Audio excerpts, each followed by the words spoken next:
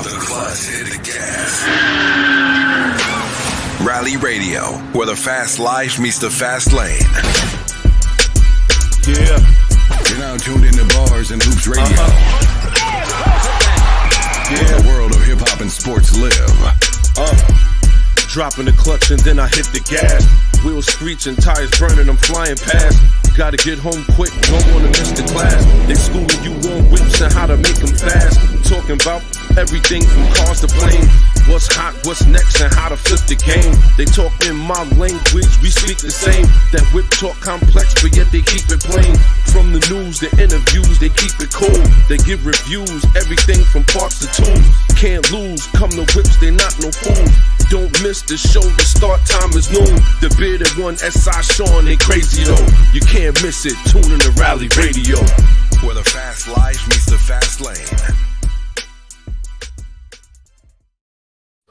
Whoop, whoop, whoop, whoop, whoop. What's going on, y'all? It's the bearded one here. Let's get it. Let's go. Your boy S.I Shawn is in a place to be. Let's go. Let's go. You already know we in the building. State of the auto industry today. Let's do it. Let's going down today. Shout to my guy, Mark Camperfor, a.k.a. On the Mark Photography, in the building early. We appreciate that. Let's go. Shout to everybody who's tuned in, paying attention, man. What's good? That's what's definitely what's up, though. Let's go. What we got 100%. today, bro? What's going on? I wanted to ask you, man, how was your week? You really want to know? I'm about to shout it out. You ready? Let's go. I'm going to tell you this right now.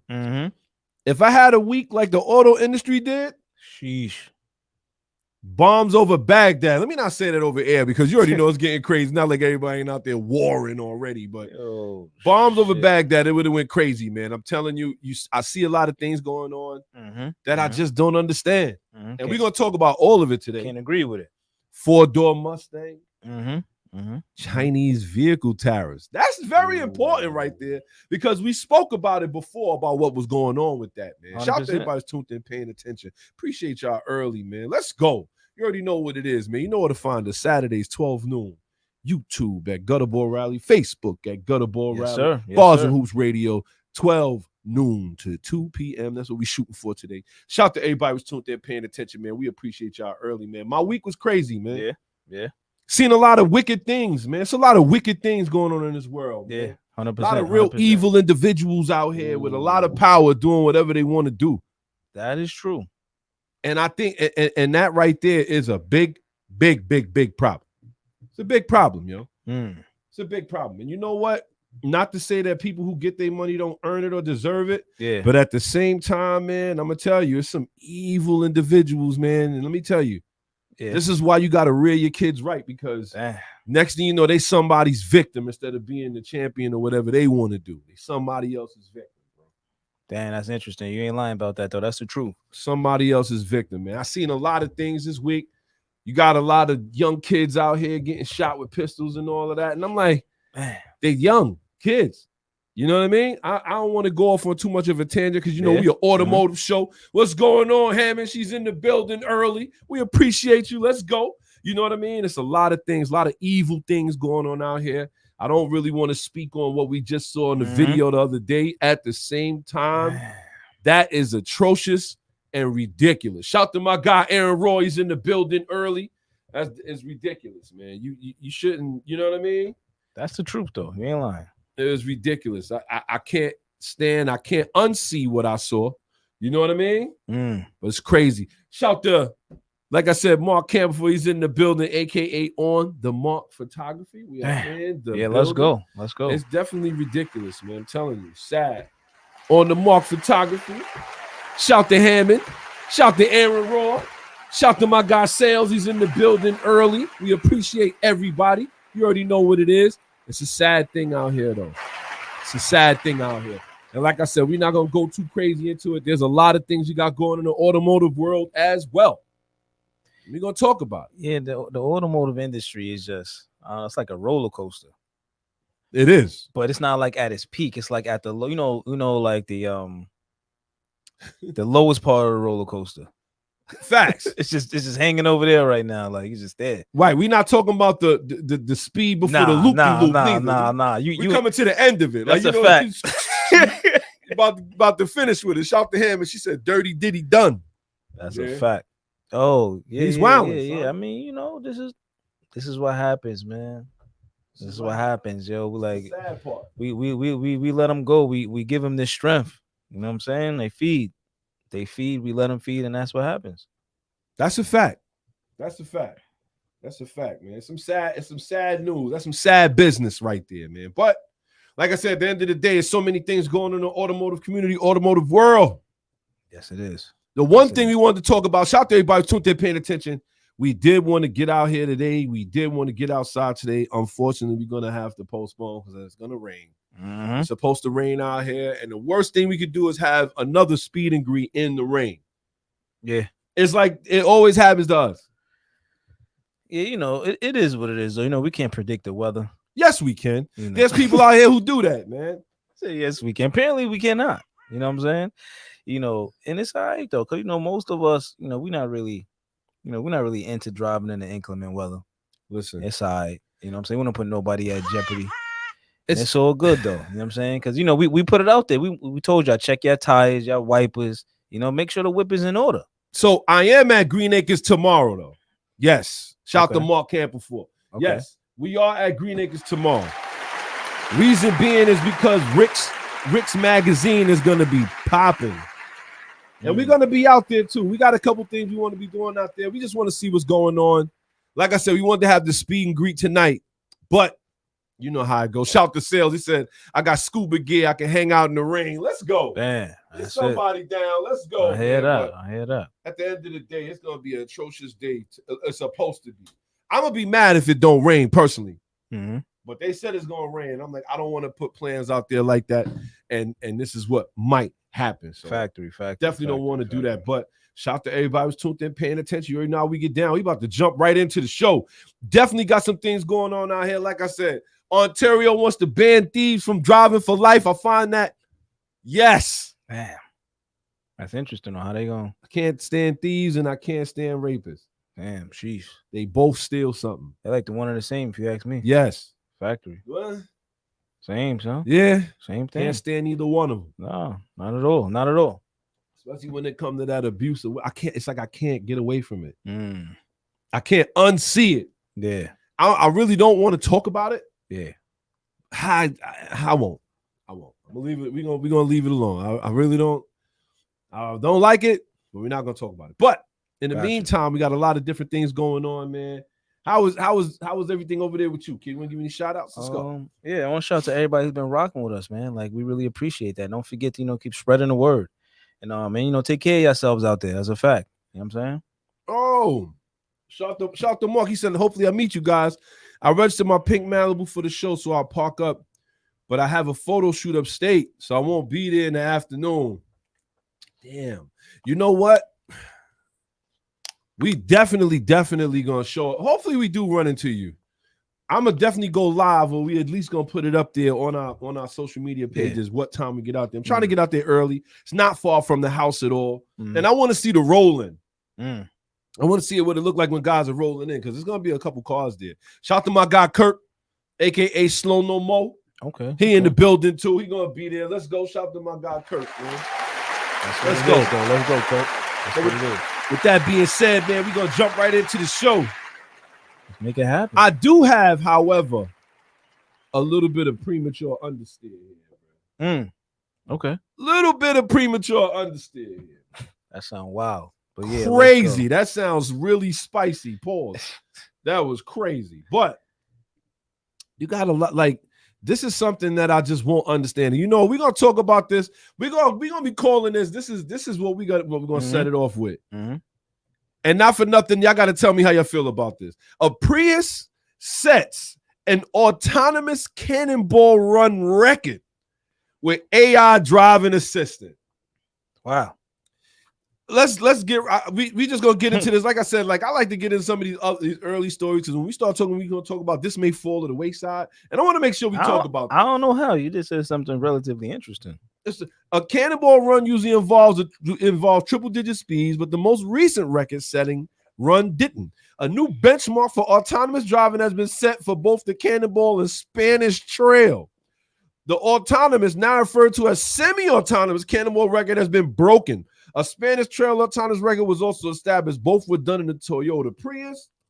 Looks like it was set by a guy named Jay Roberts and his partners in the 2017 Prius with a Kama AI driver assistance system. I gotta say this, the guy in the picture is standing there like he conquered the world. And all I could think, and this is why I said it's the understeer early. Why is that? That must have been one of the most boring things you could have ever done in 3 days to a week. He actually sat there and let the car drive from New York to California. And he feel like he did something. I mean, he did one thing though. He let all those autonomous driving vehicles know, like, yo, this Prius is on deck. He did absolutely nothing. No, he did when I mean, it has nothing to do with, full gas engine cars or whatever like that. But he did. He let him know, like, this Toyota Prius is serious, and the Prius has been on deck. Been on. He's not going for it. He's not going for it. I'm not going for it. You know what? It doesn't bother me because he's not taking the shots at like the engine, the combustion engine cars. It's not. Who cares? It's AI. No, I'm sorry. Autonomous. It bothers sleepy time. I mean, it's an understeer. He took a. Can we please? Is it? It's the understeer. What up? Where we like to ask, what the hell were you thinking? I mean, I guess what we could say is Toyota did it again. Ultimately, right? Come on, son. He really, literally sat in the car and let it drive him across country. I've never like that. That is the equivalent. Yeah. Right? Mm-hmm. That to me is the equivalent of flying a plane, right? Mm. Flying a plane and acting like you flew it and it flew itself. Like you slept the whole. What did you really do? If that's the case, you didn't even need to be in the car. Are you kidding me? I mean, I would like to believe that pilots throw the planes in autopilot as soon as they get a chance. Yo, so I'm telling you, kid, I feel like they throw the autopilot immediately, like as soon as they get a chance. Which they probably do. I'm not gonna front, but at the end of the day, I just think that. So you're not impressed, not even a little bit? No, I'm not impressed. I'm not impressed by no computer driving. And right now, they got a lot of things going on with AI. You know what's funny? I ran across a meme. I'm gonna post it, but I had to rip it. I know y'all out there ripping memes. Stop acting like y'all ain't out there stealing memes. They had a picture of John Connor. He said, looking at you, John Connery, as y'all make friends with AI. Like the Terminator ain't real. Y'all not watching none of this stuff. You know what it is? It's the I feel like it's the lack of knowledge on it though. People not really paying attention to it. Everything is all cool and fine and dandy till right. Terminator show up. Ask Siri the wrong question. Literally though, you're 100% correct. Ask Alexa the wrong question. Yeah, they trying to figure out how to use AI ethically. Because I was reading an article about it. Like, it's amazing. Like they having a hard time, and nobody's coming up with a solid answer because you can't. Because you can't. You literally cannot. Yo, the computer is not ethical. Like this is what I mean. Like you, and then it gets real deep, but it's real funky. It does. It gets real funky, but this is where we at. We cool with that. Because how they say it a bit when we like the latest and greatest. All right, man. We need everything we need the conveniency. So that thing is saying, yo, you know what? You wildin'. We just gonna lock the whole house up. There's no way we're gonna be able to save you. He said, yo, you wildin'. We have to lock the Yo, and you know what? You got it hooked into your TV, your alarm system. Yo, every system, son. Every system, kid. You won't be able to do jack. You can't get your bread. Yo, it's gonna be crazy, son. This is what I'm saying. Yeah, some people even got it hooked up to their refrigerators. Yo, so they could tell them what's in the refrigerator. What kind of laziness is that? But I mean, this is where they staring us. Yo, not to get too sidetracked. I remember I was watching this movie, right? I think it's called Wall-E. Don't laugh at me, y'all. So it was about something happened on Earth, right? it was a Disney flick, right? Something happened on Earth, right? I guess obviously we destroyed it or what have you, and everybody was up in space, right? On some huge ship. Everybody fat, lazy, floating around, can't do nothing until like they it was like an AI type situation. Started just losing his mind, and everybody got scared and panicked, and that was the end of the story. That is crazy. Everything was sweet when it was sweet, and then it just went left. Yo, with that being said, you see how this goes? He did the run in 33 hours and 45 minutes. He did the run in 30. Amtrak need to be worried. doing it. It might have been cheaper. I don't know how much he spent in gas. They don't say how much. They said it took him 2 days. He was out to break an 8-year-old record. And at the end of the day, 8-year-old record. Wait, hold on. 8-year-old record of autonomy. So apparently the car's been doing. So they've been doing this. Yeah, they've been doing it. On August 24th, 2016, Alex Roy and France Aliquo set a new bar for semi-autonomous EV cannonball run. Wow. See the kind of stuff they out here doing? EV cannonball runs. I'm not with that. You couldn't talk me into that. I mean, it's ridiculous out here, son. But with that being said, we're gonna move right along into the show, man. You got any shout outs you want to give, kid? Man, again, you just out there doing what you got to do. Don't forget to share, like, subscribe, all that good stuff. And not for nothing, man. Again, take care of yourselves out there. It's real. Don't be sleeping. It's going down out here. 100%. 100%. They out here, they running things into the ground, man. But yeah, that's why Rally Radio is here, man. So with that being said, we're gonna jump right into this. Let's make it happen. And here we go. Now, if you tuned in last week, let's give him a little bit of a recap, kid. What we got for him? So if you tuned in last week, we got a little recap for y'all. Hope y'all enjoy this right here real quick. What was interesting is that Stellantis is opening to putting gas engines into these EVs. Why is that? Because they're not selling. Yeah, they not doing what they claim it was supposed to do.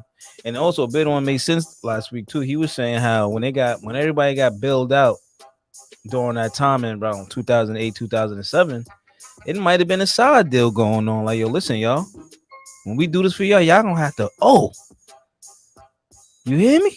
Y'all remember when Big Worm came around the block and Smokey was like, "Yeah, man, I got this for you right here." Yeah. Remember that?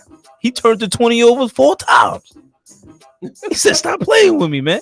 So yeah, it's bad. It's bad right now. It's real bad. So that was interesting, man. But it just goes to show you that they really believe that they had people on the hook, though, which they did have. They had most of us on the hook. They did. That's terrible. It's real crazy.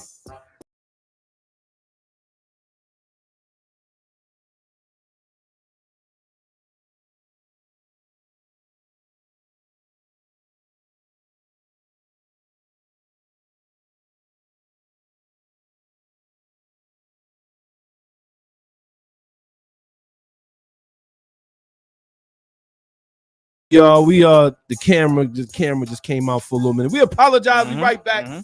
We apologize. Somebody tripped over the cable. Factory. It was feeling like a fish tank in here. We had to make sure we turn the air conditioner on. We apologize. Go ahead, so I'm sorry. Yeah, so I just found that interesting. That EVs is not doing what they claim they were supposed to do. I think their whole approach is wrong anyway, but it is what it is, though. I mean, what are you gonna do? Another good one though, but this was from the other week. I still think about this one. Jerry and his Porsche with the exhaust camera. Jerry H with the Porsche. Again, forced him to sell it. Forced him to sell his dream car. You know what, man? Not to get sidetracked, but I was the other day as I was thinking about that. I said, now I totally understand why they don't want to put them the location of them cameras out. Okay. Again, it has nothing to do with sound quality. All right.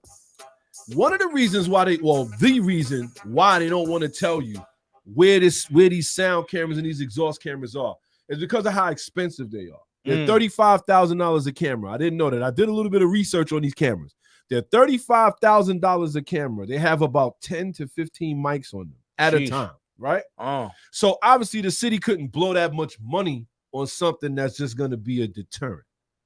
They needed something that's going to bring in money. So you figure how many they said they had across the 5 boroughs? 8? Yeah, about 8 of them. Something like that. Had 8 of them across the 5 at $35,000 a camera. But it's funny though. We say that like that's like they're not blowing out on lunch. No, but this is what I'm saying. The city is actually broke or not broke, but they getting money from it, bro. They getting money. But the reason I brought it up is because it has to make money for them to do it. And at $35,000 with 8 cameras, that's $280,000. Yeah, but they charging $800 a ticket. $800 a ticket. However, though, that's why the price of the ticket is so high too. Is because they have to make that bread back. And that's why they don't want to tell you where it is, because if you don't get caught by the camera, then they can't pay for the camera. And they like, yeah, we want more cameras, so they got to make it work. And that's exactly what they're doing. Shout to my guy Draco. He's in the building early. That's wild. It makes all the sense in the world when you think about it. What they want to do is they want to make money, and they trying to keep it. Because remember, in the beginning, they used to take your car. If you got caught with that, you had to take your car somewhere, and they had to listen and verify that it was your exhaust. And then they would hit you with the ticket. But what if you fixed your car in between there? Then you didn't get the ticket. So they stopped doing that. They just sent it to you months later. You got an $800 ticket. They don't even want you to prove that it wasn't coming from under you. We saw what happened with Jerry H. Jerry H went and fought that in court, and he lost. Yeah, for sure. You know why he lost? Because at the end of the day, it wasn't geared for him to win in the first place. But that's why. Because they know if these cameras make money, they can get more. They can justify buying more cameras with your tax dollars. I mean, yeah, they're going to be able to justify it and also prove to the people, whoever they justifying it to, like, yo, they can't beat us anyway, so let's just go crazy with it. But here's the thing. Shout to Draco. The thing, right? The thing about it is that even if they go in front of Congress and they're like, yeah, we want to enforce the Sleep Act. Cameras are $35,000 a piece. We want to order 15 or 20 cameras at $35,000 a piece. That's $350,000. Yeah. But yearly, the camera only brings in about $50,000 because nobody revs their exhaust by the thing. Then they're not going to do it because they can't justify it. Yeah, that makes sense. But they can justify if the cameras bring in more than what the cameras cost. So if the cameras cost $280,000 and it brought in $300,000, they're like, oh, we're going to bring that in every year? Let's do it. But if you're only bringing in $50,000 a year for $350,000 of worth of cameras, and you got to get them fixed, you got to get them maintained, they got to make sure that these things are working, they're not wrong, you know how much that's going to cost? And that's why they don't want to tell you where it is. Because they know if they tell you where those cameras are, you're not going to rev by them. And therefore, they're pointless. Man, that makes sense. It's like a red light camera. It's wild. They make more money when they first put it up than when it's been there for a while. Think about it. Yeah. Because at the end of the day, nobody knows it's there. They're gonna run that red light. But once they figure out that it's there, that's it. It's only gonna catch the stragglers. They're not stupid. Yeah. Shout to Draco. He said, yo, we still rolling today. I gotta ask the ball and chain for the Yaris. Boy. Man, F them cameras like they a Kia. Well, look like America's like F them Kias too. And we're gonna talk about that. But we might postpone tonight, Draco. We might postpone because it's supposed to rain. I don't want nobody out there in the rain. I don't want to wait. I don't want to wait and see. I tried to wait this late. Yeah. It looked like the weather's not gonna be in our favor. But we're gonna jump right into the show. This is gonna be interesting, man. Let's go with it. So with that being said, got any more you want to give over the recap? Oh, this one's pretty cool. Let's go. Ford is selling the Ford Raptor all crate engine, though. Ooh, oh boy, that's another one. Shout to my guy Seneca. He's in the building early. Wow, that's very interesting. Huh? Yes. Shout to Aaron Raw. He said bastards probably have them cameras and tunnels where the sound is amplified. I wouldn't be shocked, man. No. But the Ford, the Raptor R crate engine is now going to be a crate engine. Yeah, that's reckless. That's Talk a little bit more about that. Let's go. 92mm throttle body on there. My goodness. Let's go. Crazy supercharged. Oof.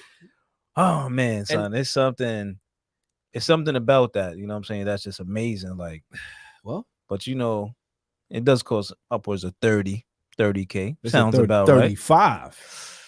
Right. Shout to my guy Shadow Gaming. He's in the building early. Let's go. But it's so good though. I don't know. I'm it may be a bit expensive. You know what I'm saying? Maybe a bit expensive for a Monday, but I'm glad they got out there selling it though. But you wouldn't spend it? Absolutely. What would you put it in? Probably have to, like I said, I probably had to do like the 2002 Maserati coupe. Dropping in one of those. I hear that. That's a nasty Pantera for me. I think an engine like that would shine in a car like that.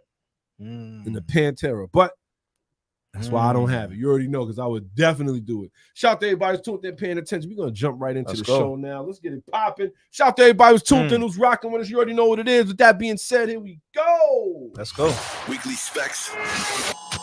Auto news for all the listeners, only on Rally Radio. All right. You know how we get down, man. We're going to bring that first automotive news. You know how we get down. That's what we do here.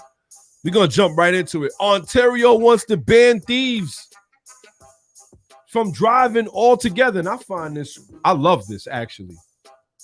I love it. Thieves ride the bus is the sign that they have out there. Shout to Draco. He said, not the country just found out that the 95 Super is 415 pounds heavier than a Conquest. I think I got about 200 pounds of music, so I'm still good. I hear you. Let's go. Literally, with 200, with all the music, I hear you. Let's go. This is crazy. So with that being said, this is actually good news in my opinion too. So what I didn't know in Ontario and Toronto and all these places is that car thievery is at an all-time high. Did you know that? No, I didn't know that at all. I didn't know that at all. That's reckless. A lot of people getting guns stuck in their face for these cars and all that too. I didn't know that, but it is going down out there. So it looks like now they're trying to pass legislation that if you get caught or if you are arrested for stealing a car, the first offense will result in a 10-year license suspension. A second offense would earn you a 15-year suspension. And the third offense will result in a lifetime driving ban. The federal mandatory minimum prison sentence for a third car theft offense in Canada is 6 months. That's it. Man. Car theft is a cowardly and often violent crime that can traumatize victims and communities who experience it, which we know the Minister of Transportation said. However, the release points out that the suspensions will only apply to auto theft convictions where the court found that aggravating factors were also involved, i.e. somebody getting punched in the face, you getting robbed, guns in your face, if you carjacking, use of force, or threat or pursuit of financial gain. In other words, if they steal in the car and they taking it to a chop shop, they got a problem. So it looks like they avoid the kids who are stealing as for joyriding. Really? And this is really where it's going. So if you stole it and you was joyriding in it, it looks like they're gonna give you a pass. But if it's your first offense and you had a violent history with it, you cuff somebody, you gun butted them, or in the back of the head or something like that, there's a good chance you ain't gonna never drive in Canada again. I kind of like that. What's your thoughts on that, man? I mean, yeah, nothing's wrong with that. Nothing's wrong with that at all, but not for nothing though. First offense, second offense. Why are you out here booking anyway? I don't know. Like, you already know, bro. I mean, I get it, but yeah, man, you shouldn't be allowed to drive. Cats be trying to live their Nicolas Cage out. Okay, I hear that. 60 seconds. I hear that. Listen, man, I get all that. I definitely understand that though, but nah, man, that should be not tolerated at all. Giving them 4 or 5 chances. 3. It's like, yo, how many hands you got? Like you said, out there in the Middle East, they catch you stealing, they chop off your heads. Damn. So you can only steal twice before you ain't eating with your hands no more. Unless you're good with your feet. But with that being said, I gotta say, what's your real thoughts on that? What do you think? What do you think as far as like them banning drivers? I mean, banning you if you thieving like that. I mean, that's cool for them to ban you, but what's stopping you though? I mean, you get pulled over. How they gonna get pulled over? As soon as they see the lights, they out. But now you turn it into a different thing. That's it. So, I don't know. Like that's my okay. Banning them is cool. You banning them on the legal side of things, all right, or whatever the legal side of things are. But what happens after that? Just like that judge who said that person can't drive their Hellcat anymore. What? Like I'll just drive somebody else's? That's what I'm saying. I don't understand. See, but I believe now. What if you never get pulled over again? How the now I gotta stop you right there. What that happens? How the hell? Yo, I'm gonna tell you one thing I've learned. Son. Yeah. One thing I've learned is that a lot of times when you're a criminal, you get caught and you still want to live that criminal life. Yeah. You always gonna react different to police than I do. Well, look, but what if they don't want to live that life no more though? What if somehow miraculously they're like, you know what, man, I'm good now. Good as what? Like I don't want to be a thief. What? I don't understand. So now what? You mean if they get pulled over and that's like, okay, fine. I got caught stealing once.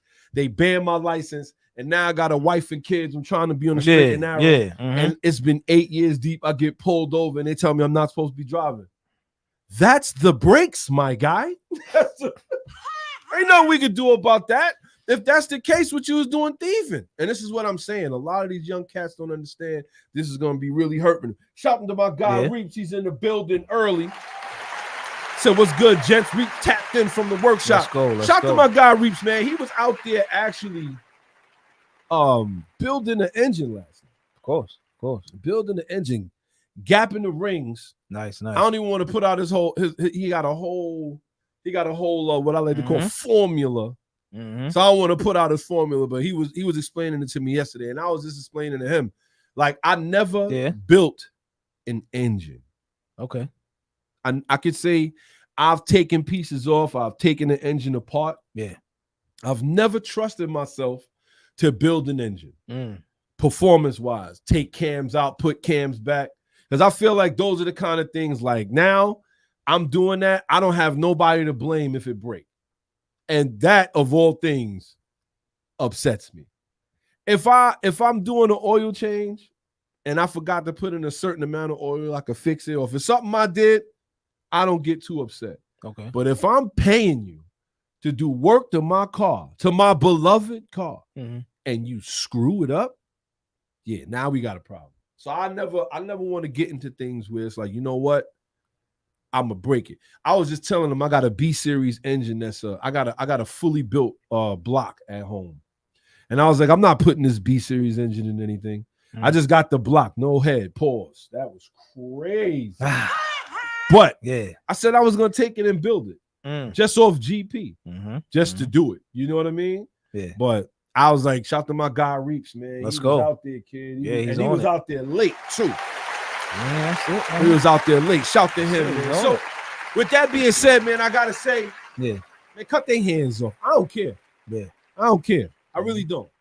Somebody come through, you worked your butt off to get a Porsche 911 Carrera or a Porsche GT3 high-end car thief come out there, steal it. Come to find out he's a first-time kid. They give him a 10-year ban. You care? You care? Your car gone. It's on a can going to Istanbul, Turkey. Iron Sheik gonna be driving your joint, son. That's reckless. And not only that, the insurance company's like, yo, we bought the chop on it, and you know what? It wasn't worth what you paid. You paid market value. We can only give you this much. So now you took an L. You upside down in a Nissan Altima when you should have had a Porsche 911. No, I'm blowing it up like a Godfather. Said no. Care, son.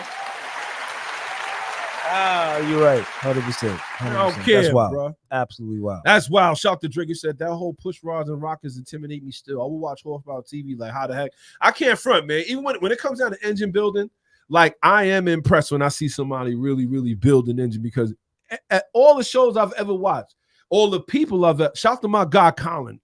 Back in the day, we all had that one guy, man. My homeboy Colin, I remember my homeboy bought a Pulsar GTIR motor, or engine rather, from Pulsar. He bought it overseas, all-wheel drive, SR20 DET, GT25 turbo, stock. You know the thing, if you push that GT25 turbo, you could get a lot of GT28, not 25. GT20, I think came with a GT25 stock. Okay. But he was still making about 250 horsepower. But you know the Pulsar GTIR is all-wheel drive. So he bought it, had the engine sitting down, did all his meticulous work. Shout to my guy, Filthy Rich. That's my guy, right? And he was building, porting, polish, doing everything. But when it finally came to putting that engine in the car, he put it in the car, and they went to crank it, and it cranked. It started, it ran, and then next thing you heard, the engine just stopped. Everybody's like, oh my God, what happened? Come to find out, the engine seized. And I was like, oh shoot, like he just really pretty much this is over with for this engine, right? Okay. Colin's Jamaican brother, you know what I mean? He said, yo, listen, I need you to go to the gas station, get me a little bit of gas, and also go in there and get a 6-pack of Heineken. We like, this guy's crazy. He's gonna start drinking, right? Long story short, he ended up taking the Heinekens, drinking them, but he took the gasoline And I never seen nothing like this before. He added it to the oil. And when he added it to the oil, he was putting it inside The cylinders? the cylinders.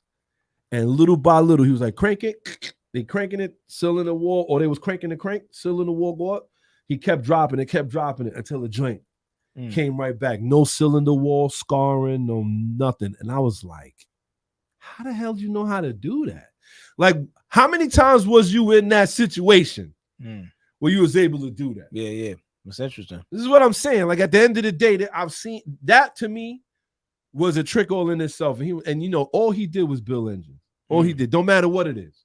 Honda, Mitsubishi, it did not matter. He could build it, he could fix it.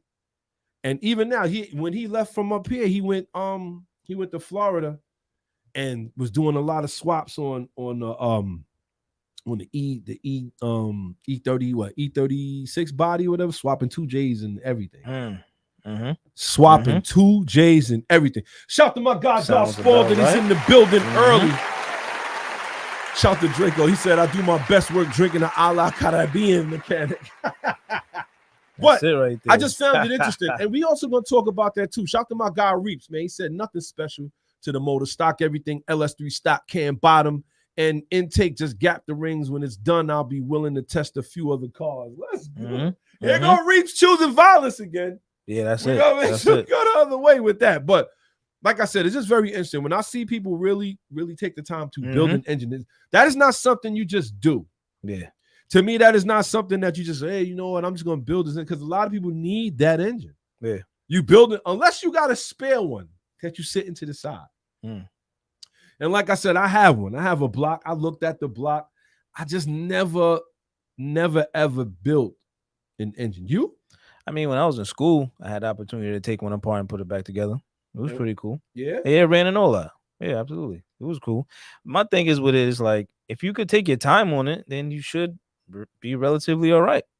You know, you got to have a little bit of confidence, I guess, or whatever. But like you said, if it's not my median vehicle, then that shit could flip over, do whatever it got to do. Just put it right back together. You know, so it's definitely, it gets a little nerve wracking, though. Absolutely gets a little nerve wracking, but I don't know. It's fun for the most part. For the most part, it is. I think so too, but at the same time, like most things, when I'm dealing with cars, I know we going off into a tangent a little bit. Shout out to everybody who's paying attention. But anytime I've really done anything with a car, like, I've enjoyed myself. I can't say, don't get me wrong, and I think it's the journey, it's not more the destination. Yeah. It's like, yo, I got to get all these parts. You start learning how things work and why they do what they do. And I think at the end of the day, freaking is what it is. Shout to Seneca. He said, if you just testing, I'll pull up. This is what I'm saying. If you have that same way I feel. If you just working with it, don't hold me to nothing. We just out here trying to figure it out. Yeah. But I never had an engine where I could do that. I never had a spare engine like, yo, here, I never had that. I always had to do something with it. You know what I mean? Got you. Shout to Draco. He said, let's not even talk about replacing transmission internals. Yes, that's all. I've never done that. Transmissions, if it breaks, it's in the trash. This is why I like manual. You know what I'm saying? Yeah. Shout to Reeves. She said, hell yeah, no money, just a test hit. Yeah, that's what I'm saying. All right. You know, like, again, I had some experience doing that too. Again, it's fun. When you look at it, it's like Legos in a way. You know what I'm saying? It is. It really. I remember I had the white Supra, right? Yes. And my third gear used to grind or something like that. So it was a synchro. So I pulled out the transmission and opened it up. Seen the gear, seen all that craziness going on inside of it. It's cool. You know what I'm saying? But it's just like Legos and shit. Remember, I had the Shelby also, so I wasn't driving the car. So I was able to pull the transmission out and do whatever it is I had to do with it before I sold it. You know what's crazy? I'm telling you, the engine and transmission build is where you lose me. I'm like this. Oh no, I don't, because I can't afford to break it. So, it's actually a little bit more durable than you think. I'm telling you, even when I was messing with the snap rings, trying to pull them out, pull pieces out, and everything like that, it's a lot more durable than you think. You're not gonna break it; it will break itself more or less. You know what I'm saying? If you put it back together wrong, but you ain't gonna really break it like that. Right. I don't know. How did I break it in the first place? Yo, I did something to it the first time for the transmission not to work. But that's why I'm telling you, man, that's another reason I fell in love with manual. Because at the end of the day, your automatic you don't see, like, you remember you had what was it, Amoco and on fixing automatic transmissions, but your automatic transmission was never the same after that. I don't care what nobody say. Yeah, we fixed it. We fixed the gurneys, everything. Cleaned it out. You take it up the block. You drive it. It go in the gear, and then it don't go back in the gear again. I've seen it. You know, my experience with it is you just can't change the one thing. You have to change other pieces too. Like if it's in direct contact with like another gear or you know, some sort of shaft inside there, you got to replace that too. I mean, we talking about transmissions. We ain't say, you know. He talking about trannies. Over the top. Where's the pace car at? Yellow flags. But Lord. At the end of the day, I can say like Draco's right. When it comes to like a transmission and when it comes to those real, because I feel like you need a real shop for that now. Like we need the measurements. We need everything. I need the book in front of me so I can make sure I get the talking right. Make sure we get everything has to be right. Yeah. Absolutely, I agree. Because me and you both know that these the way engines work, they work in a balance. Yeah. And if something is out of balance, you're never gonna get the true performance out of that car. You're not gonna get the true performance out of that engine. That's true. You know what I mean? If your timing is off a little bit, through. That's it. You know what I'm saying? You're gonna drop a valve, float a valve. Like things happen. Yeah. 100%, so I like 100%. I like that. Like when it comes to that, if I'm gonna do that, I'm definitely gonna put it in the pro's hands. You feel what I'm saying? Like, but now if I have one to the side, or if the pro is like, yo, you want to come through? You want to see what I'm doing? Yeah. Sure. You know what I'm saying? But I can't. No, I hear you. I can't.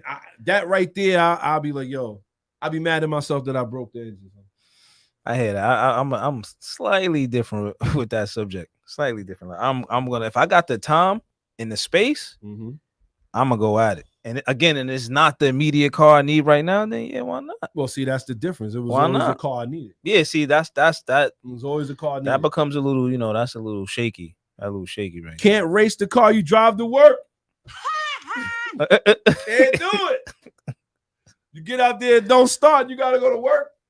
That's a bad feeling, son. Shout out to everybody who that's no fun. That's no fun. That was me. Shout out to Drake. He said, "Oh, that Valero gas station, my Rochdale tried to quote me $1,200 to change his clutch." Yo, see, something like that, I don't have a problem tackling.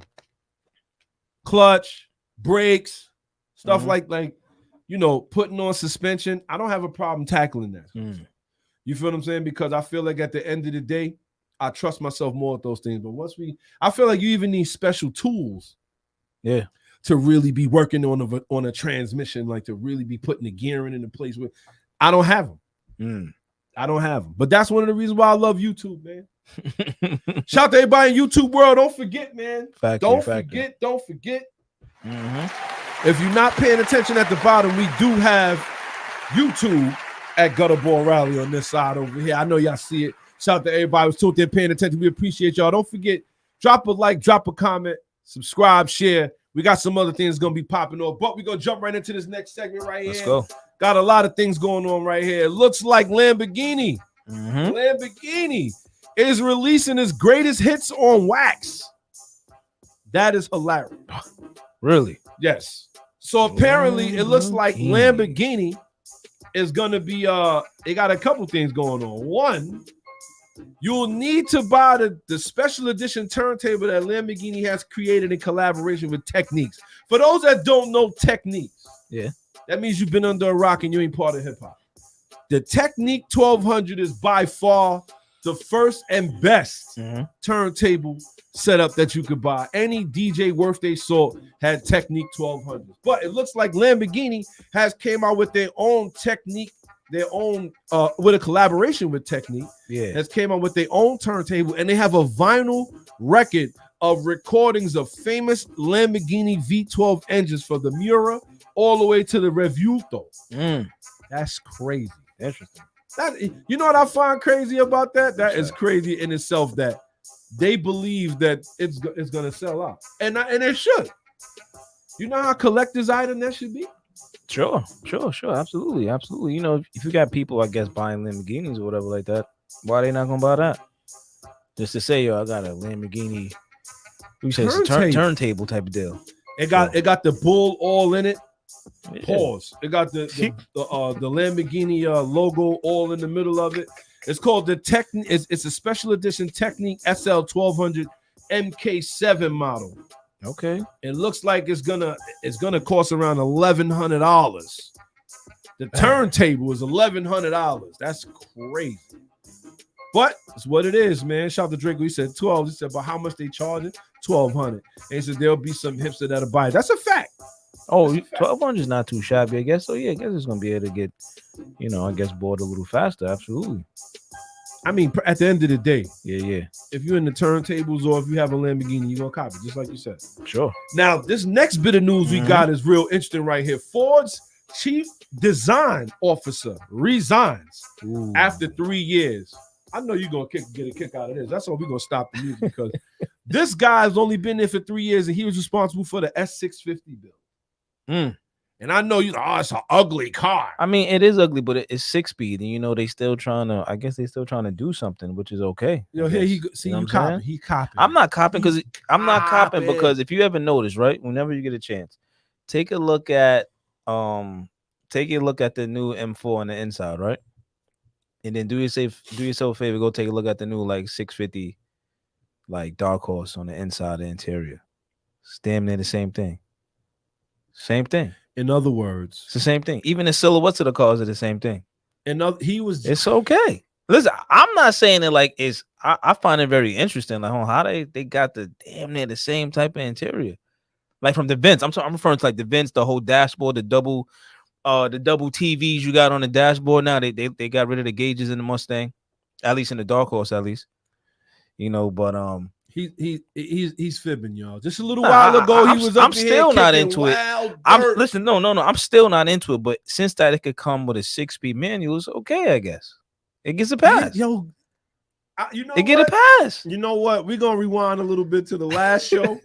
I swear on everything I love, he was like, "Yo, it's garbage." No, it is. Wants that car's garbage. It is, but it's a 6-speed though. It's okay. Yo, well, when I said that. I had to think about it a little bit. Like, he's right. It come with a 6-speed, so it's still relatively a cop. Well, probably give it up for charity or something. What? This is what I'm saying. You still gotta. This the problem. Like, when we don't buy, it lets them know like, yo, they don't care if it's manual or not. But now, let's say you do, but then you give it away to, you know, a charitable sort of situation, and you good. You good. This guy, man. I'm telling you, for those that watch the show, y'all know this guy was kicking dirt. I'm saying, son, now the dirt is still in the air when it comes to this Mustang. Absolutely. I seen, matter of fact, on my way in this morning, I seen one. Not impressed. But I said, you know what? Third pedal, okay. High performance-ish, okay. We could go. Well, we can go. Because of you, Anthony Lowe has resigned from his position as chief design officer after 3 years at Ford. Most recently known for heading up the S654 Mustang redesign that he doesn't like. It's an ugly car, B. That one is ugly. The 59-year-old designer has had an incredible career with stints at Lotus, Mercedes-Benz, Audi. Them joints is looking like GM, and Renault. Okay. So it looked like he had a little bit of a run. The coolest things you said just now was Lotus and Renault. Everything else was in the win. Damn. Even GM? Come on, bro. I mean, listen. It's okay, you know what I'm saying? If it's only, you know, a front end a mother can love, that's all good. Or the designer can love, that's okay. It's okay. How you say you could put lipstick on a pig, but still a pig? I want to know if he was responsible for that Mach-E though.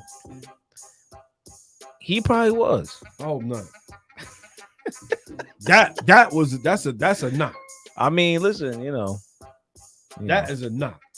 But at the end of the day, shout out to S.I Shawn, he got him out of there. He heard Rally Radio. I'm telling you, man, like these guys don't like my car design. The car's not pretty though. Like, it's not one of those that's gonna, you know how when when the 6 series came back on, the whole Bengal design, people like, oh man, it looks like this, or the 5 series at the time, the E60 and everything like that. Those started to grow on people, and they look pretty good now. So years later, 20 years later, whatever you want to call it, they look good now. That design, nah, you're not feeling it. it's not one of those that's gonna be nice in 15 years. Like, you know what, man, that's a good looking Mustang over there. When they all look like bubbles and it fits 16 people in it, because that's what they aiming next. I mean, that's what they basically there now. So it looked good. Then it's still a 2-door manual V8, right? Yo, you just said it. Manual V8. That's it. I'm good. That's okay. Well, I'll tell you what. It's funny you say that, right? Mm-hmm. Because now that we're going to jump into the Supreme Court ruling. Let's so go. we talked about this a little bit when it comes to the government taking your car, right? So Supreme Court says no speedy hearing required over seized cars. In other words, a timely hearing in this case means property could be held for weeks or months. Shout to my guy, Mr. J, Mr. 2 J's in the building. Let's go. Let's go. Let's get into this a little bit. Here we go. The United States Supreme Court has ruled that property seized by police based on a suit involving the return of 2 confiscated automobiles need not to be returned promptly, but only after a timely court hearing. In this case, the vehicles, the 2015 Nissan Altima and a 2012 Chevy Sonic, were taken by police in Alabama in connection with criminal activity, even though the owners of the cars were not charged with the crime, and they subsequently filed the suit. The plaintiffs argued that their vehicles were impounded for more than a year. The 2 women argued that they were denied swift preliminary hearing provided by the 14th Amendment, and that they should have their property returned in the 6-3 ruling issued Thursday. The justices affirmed the lower court's dismissal of the lawsuits. In other words, they said they don't got to give you back your cars no time soon. Oh, it's not. They said there's no such thing as a speedy trial for a car. The timely hearing that is required to consider if the police acted properly in taking the cars could take weeks or months. In the interim, innocent owners may be left without them. Initially, when the cars were stopped, the drivers were arrested on drug charges, but they eventually had the drug charges dropped, and the state never gave their cars back. Crazy. Wow. I mean, so again, man, it just goes to show you, like, nobody cares. They don't care. Your car, man, who cares? A car. It's nothing but glass, metal, rubber, plastic, some Alcantara probably. You know what I'm saying? Carbon fiber somewhere. You know, nobody cares about that, though. It's like, it's very interesting. It's very interesting. But let it be theirs, though. They need you to hurry up. Quick, fast, in a hurry. Like, hold on. I need that back. It is what it is, though, man. I'm not surprised. If you would have said it was a speedy sort of trial and, you know, and they ready to go, then yeah, but Yo, shout to Seneca. He said, I know this is vehicular homicide, but the ultimate driver did it. Man. That's wild. That's wild. You know why that's funny? Because that's like, yo, if you're driving the Ultima and you in drug activity, there's a good chance you're guilty. I'm sorry. That's just what the Ultimas do. Activity. Sheesh. Is what it is. Shout to Draco. He said while wearing black Air Force Ones. Man. Shout to everybody who's tuned in, paying attention. We appreciate y'all early. I'm telling you, we got a bunch of comedians on our side. It's hilarious. That was hilarious. He said if he in the Ultima, he did it. Damn, that's wild. With black Air Force Ones. I got some black Air Force Ones on right now. Shame on me. But it looks like that they don't have to rush to get your car back. That's actually crazy. That means that they don't have, like, if they seize your car. Yes. As long as it takes them to do the case, you just SOL. SOL. And that's crazy. You got to start thinking, like, if that's the case, yeah, what else could they wrongly seize or impound your car for that we was talking about? Anything. Any and everything. I.e. your exhaust. 100%. I.e. your modification. Yeah, sure. I.e. anything. Yeah. They could take your car for months. And this is a Supreme Court ruling, y'all. You know what's funny? I knew somebody who got he had a 5 Series, like a 2007, right? Right. Got it taken. By Jake and the boys, right? Yep. Yo, they gave it back. His radiator no longer worked. They didn't put it back together correctly. They pulled the car apart. They did not put it back together correctly. There's nothing he could have did about it. Nothing. And he had to take the L for that. Yeah. This is what I mean. Yeah. They thought he was involved in some sort of activity, and they took the V. Wow. Yeah, and just put it back any old way. But this is what I'm talking about. So now if your car is modified, like, yo, we're gonna impound it. Remember, this is Supreme Court. This is the law of the land now. This is not just, oh, in New York City, they won't give you a car back, or Cali, they won't give you. No, this is law of the land. I.e., if the Supreme Court rules that they do not have to give your car back in a timely fashion, they are going to run with it. But it's crazy how New York chooses what Supreme Court laws they're going to uphold, because the Supreme Court also said that you had the right to bear arms in New York City. And we already know what they're trying to do to make sure you don't get your hands on no handgun. Yeah. But they'll take your car without a problem. I'm telling you, people got to pay attention to these things, man. These are the kind of things that where the politics intertwine with car ownership. Because if they, illegal street racing, modification, whatever that reason is, you was involved in this, or we believe you was involved in this, because these guys that ended up found not guilty. Yeah. And they still got their car. They don't care. And they said, yeah, they'll return it when they feel like it. Yeah. Wow. I mean, I'm not, we here at Rally Radio is not too shocked, because they do what they want, how they want, when they want. So this is just another one of those things. And it's a car. You got to pay attention to this stuff, people. These are the kind of things that they are doing to make sure this is who we're voting for. That the automotive industry doesn't survive. Nah, man, I think it's something what you said, it was all a plan a long time ago already. Like, yeah, you know what? We don't need these, especially in the inner cities. Especially.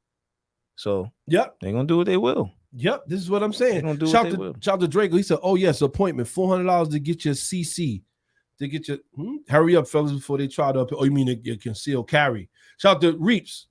He said, speaking of car laws, now if you have illegal tints, you'll get a ticket in your window if the car's parked on the street. Yes, that's another law that we just saw pass. So now they don't even gotta test your window, pretty much. If you just park there, ticket. That's one of the reasons why my Infinity's still sitting up. I said, I gotta take this tint off, and I bought it like that but at the end of the day. Yeah, I don't want no problems. That's how I feel about it. Like, listen, I can't deal with all of that. Nah, man, I don't mind running around like a fishbowl. Nah, I mean neither, man. But good. But it just goes to show what they really willing and capable of doing. It's just a matter of time before they play whatever hand they feel like playing, son. Especially when it's involving the autos. That's a fact. There's no holds bars against those. They could do whatever they want, how they want. That's a fact. You see what they go through in Tokyo? It's Tokyo, right? No, Hong Kong. You see what they go through in Hong Kong? What? You don't think that they want to get there to a full police state where a cop? Absolutely. But think about it. What's going on with the exhaust law in Canada? I mean, not Canada, in California. Where this guy still can't drive his Hyundai N because that cop said no, there's no way that this car passed inspection. Shout to Seneca. He said, "Don't we even gonna post that comment? We're gonna just keep hit me in the. You know what to do. Send us the DM." That's mad funny. My guy Seneca. That's what I love about the car community. We always looking out for each other. But with that being said, it just goes to show they could care less, bro. Absolutely, 100%. They could care less. They could care less. Shout to Draco. He said that $1,000 photo switch tint is looking good right about now. At 1320, I need that CC. Yes, me too. You know what I'm saying? So absolutely. Let's keep that in mind, man. There's a lot of things we got going on up here. And like I said, this one really hurts me. This one hurts me right here. Yeah.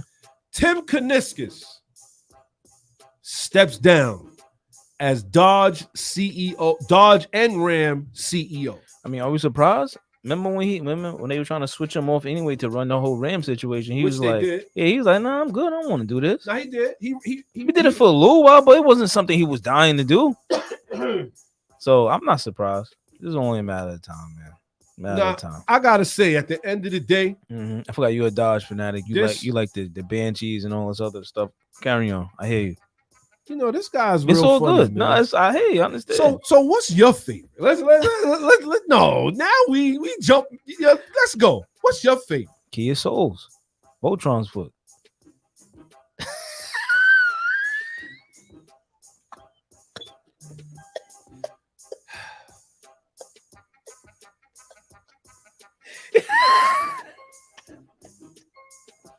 Oh yeah, I can see his face.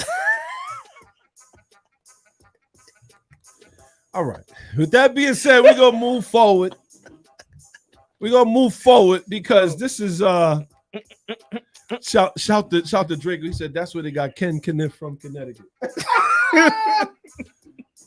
But we're gonna get into this a little bit. Tim Kniskis, father of the Dodge Hellcat, steps down as CEO of Dodge and Ram. The Dodge brand would not be where they are without him. That's a fact.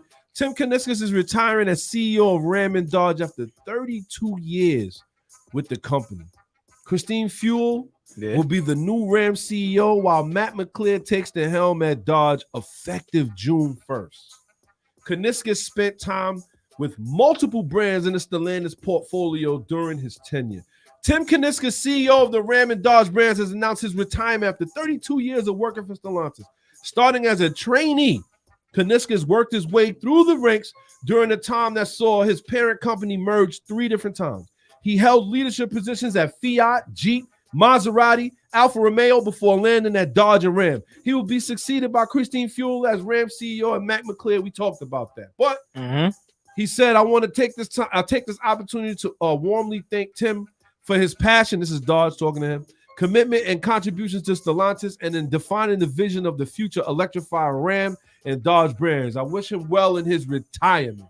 Yo, shout to Draco because I said the same thing, bro. I was wilding. He said retires after Ram and Dodge. Yo, that's wild. Yo, that's over the top. That was crazy. Even after I said it, I was like, I can't stop now. Yeah. Pause. That was crazy. Stop. CEO of Ram and Dodge. Oh man. That was crazy. This has taken a turn. That's taking a turn. It took a turn just now. And that it says he says, I am confident that Chris will continue to work of Tim in leading the iconic Ram brand. Pause. Matt will bring a fresh perspective while continuing to draw on the heritage of the iconic Dodge brand. Says Tavares. This is crazy. So, Hall of Fame automotive career. We got to talk about Tim a little bit. Kniskis started his career in 1992 as a trainee in Syracuse, New York.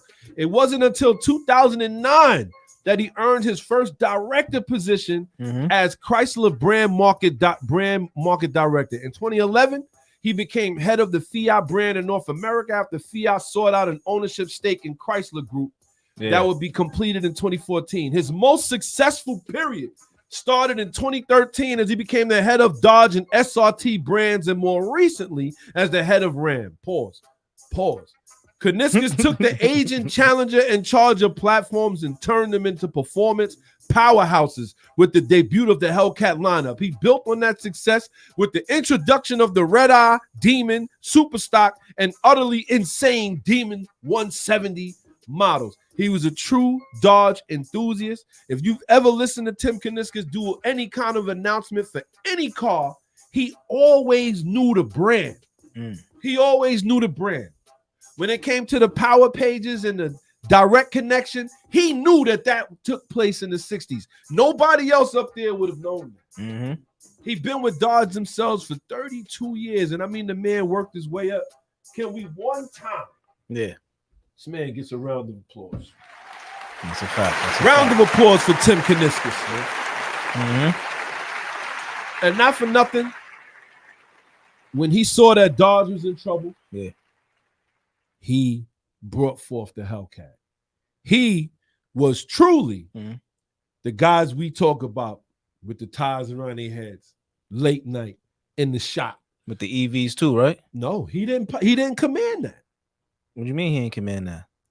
What makes you say he commanded that? I just want to know. No, I'm asking you. I'm not sure. I'm telling you. So he didn't have nothing to do with the Banshee or he whatever had that nothing is? to do with that. So who was that? That wasn't him. That's why he left. He had to go to Ram. After that move with Dodge, they moved him over to Ram. The Demon 170 was the last car that he was really responsible for. Yes. Well, you said really responsible for. So that means he had something to do with that Banshee then. No, he did not. He said it himself. I remember him up there. Said, listen, what was he saying up there again? Remind me, please. No, you I don't remember. You remember. I don't remember. Remind me. Go ahead. I don't remember. I'm just saying. I thought he had his hand on that too. I don't know. Why else do you think he would be stepping down instead of stepping down after 25 years? Why do you think that? I don't know. Maybe I couldn't really tell you. Because at the end of the day, he was making what he always wanted to make. He created the Hellcat.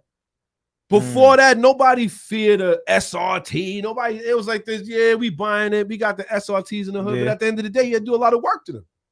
That man came out with a supercharged 6.2 liter V8 making 700 horsepower. Nobody never had nothing like that from Dodge stock. And not only that, he ended up, he sold it to the public.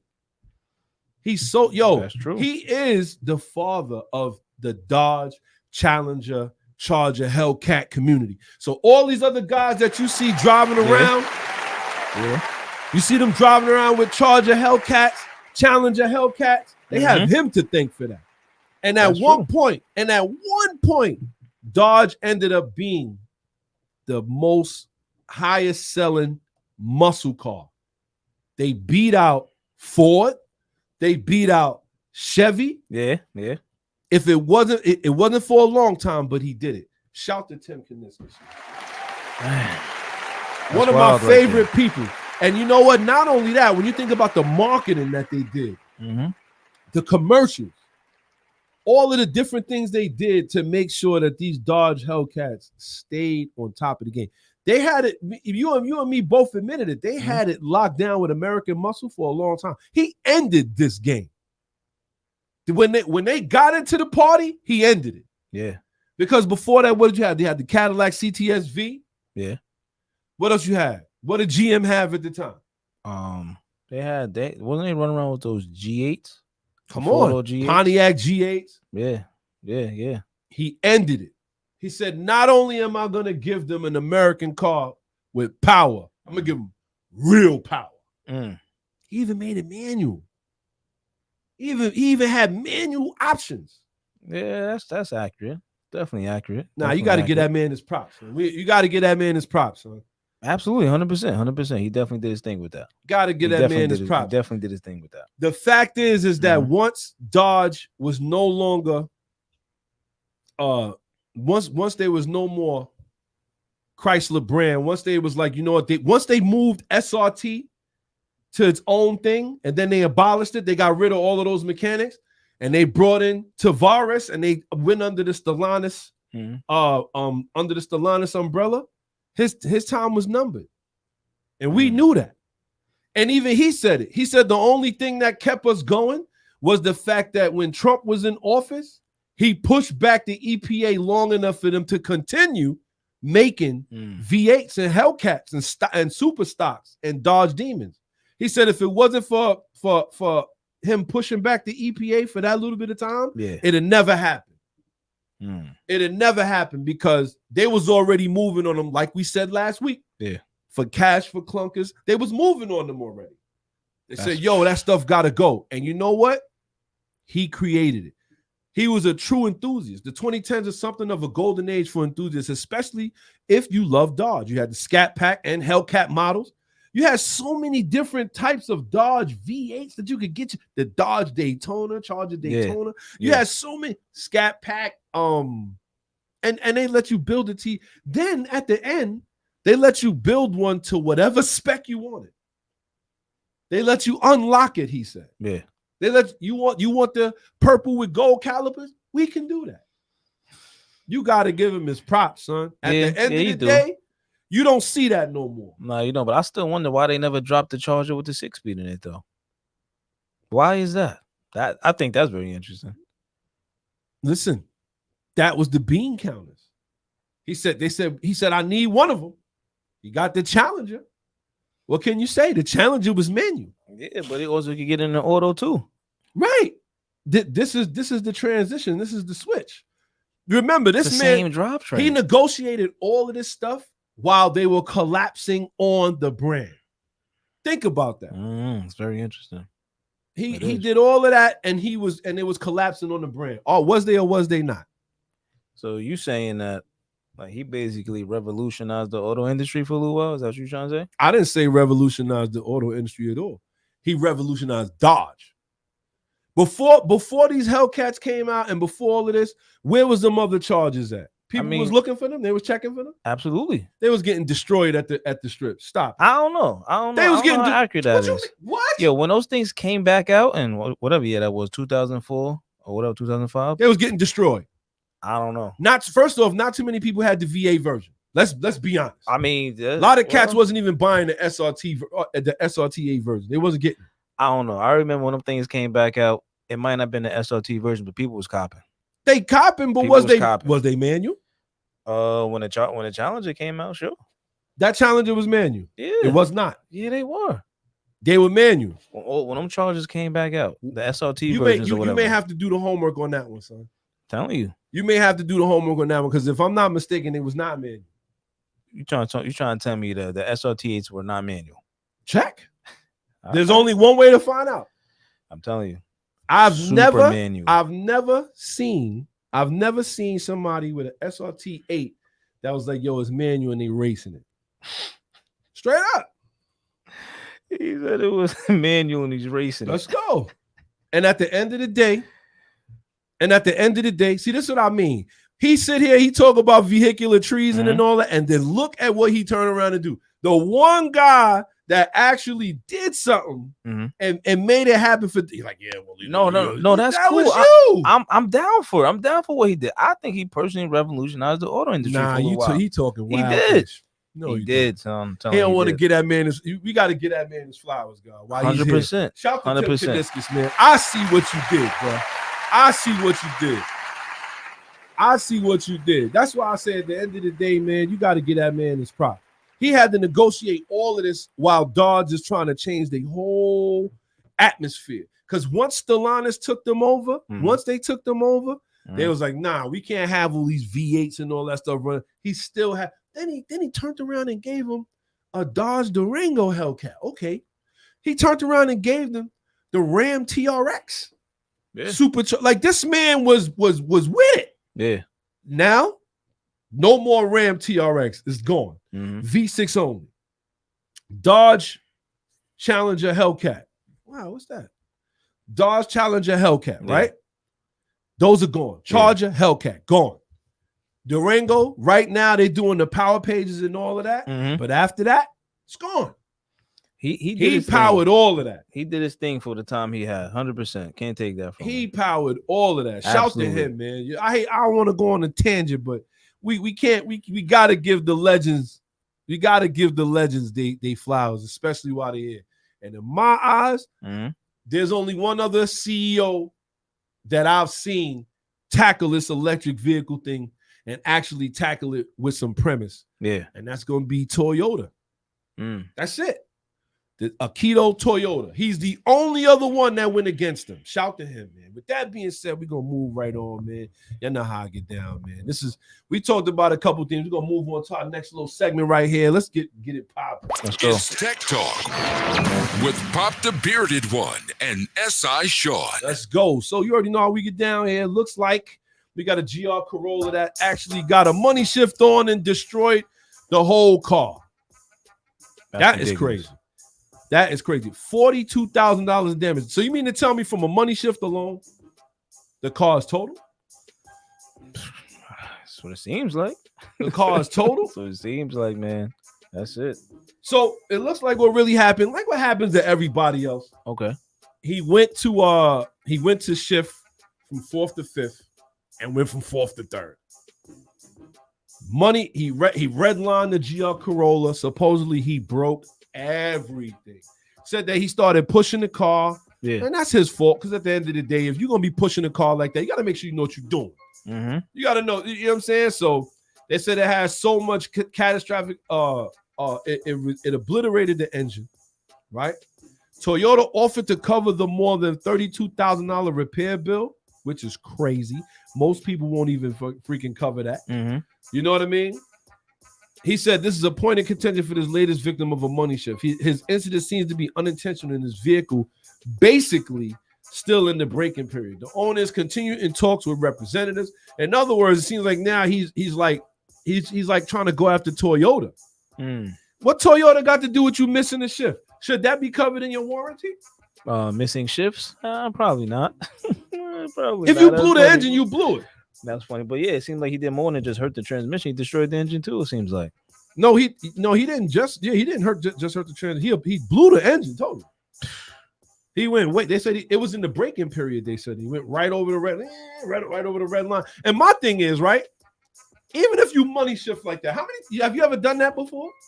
Not to the point where I'm all the way upstairs and they know what gear I was, going to. No, I did it in lower RPMs. Sure. Shout to Ace One, man. I'm gonna kick the dirt a little bit. Shout to Ace One, man. One time we was all out, we was driving. Yeah. I'm in the car with Ace, man, and we had one of them ECUs. I think I was telling y'all the story. We went out and bought these ECUs with no red line, with no rev limit. Right? Why did we do that? I don't know. But at the end of the day, okay, he went to downshift from 5th to 4th, and he went from 5th to 2nd. Now that's wild. And when he did it, the red line went all the way up. Now, where the problem came in was that after he shifted like that, he didn't just yank it out of gear. I gotta tell on you, Shy, it is what it is. Mm. He kind of kept it in gear. And I'm like, yo, next thing you know, obliterated, engine done. Damn. That happens, man. That happens, B. It happens to the best of us sometimes. Yo, it's crazy. It's crazy. This is what I'm saying. So it's like it happens. But at the end of the day, shout it's how it is. Shout to Drake. He said, however, a misshift grenades the engine. Yeah. Mm. If you really think about it, right? Yeah. If you go if you at the top of 4th and you shift to 3rd, not only like you said, you're not only just tearing up the engine, your revs are already high. You're sending them up super high, which gives you a chance to flow the valve. Yeah. Right. Yeah. And now the transmission is trying to work in that lower gear that you ain't nowhere near. And we're talking about a GR Corolla that's all-wheel drive. Yeah. And it could be dialed down from 70-30 to 50-50. So all of that was messed up. Damn. So at the end of the day, imagine how much damage he did. Of course. That's a whole new car, because at the end of the day, what else you paying for in the GR Corolla? The seats? Said the seats. You ain't paying for the seats. Yeah, that's wild right there. I'll tell you that, man. Dang, it had less than 500 miles on it, though? So he was in a break-in period. I don't understand. That's what it is, man. I'll say this. For the most part, Toyota is definitely trying to look out for him, but at the end of the day, they said they only giving him 32. He wants 42. He got some nerve. So that 10,000 is you. Yeah. That's your punishment. And that's actually a decent one, because if they cover more than half. This is what I'm saying. They're covering more than half. He says the guy said that the GR Corolla is supposed to be driven hard though. You ain't even changed the oil yet. You didn't even do the first oil change. Driven hard? What are you talking about? No, we said driven hard, not driven wrong, fool. I guess that's what he means too. Like you probably be able to drive it wrong and be okay. I guess that's what he's trying to say too. No. There's no way you should be out here misshifting, revving, breaking engines. I gotta ask you though. So was he in a turn or was he going straight? Because I understand like the G's would throw you off a little bit if you go on an upshift or what have you.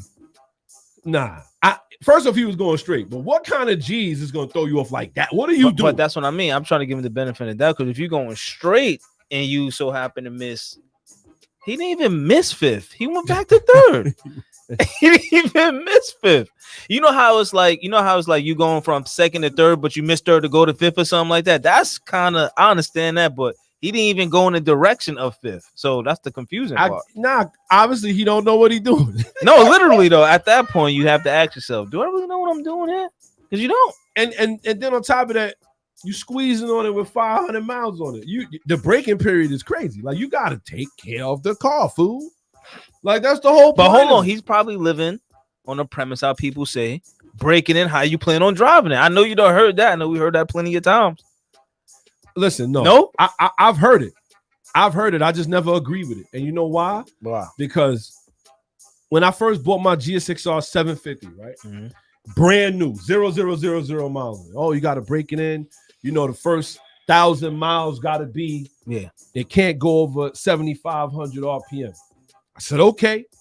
I set the shift light to 7,500. Okay. And I would stay below that. So if I wanted to go fast, I'd be in like 6th gear trying to.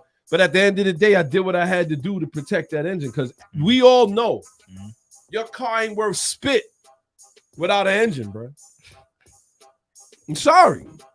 And shout to Draco. He said in the braking period, Duke was wild. He said, stop it, SI. There's no way you breaking in your car. Nah, like, how you going to drive it? That's crazy. But people say that, and people actually go by it. I done read stuff, and people like, yeah, breaking in, how you going to drive it?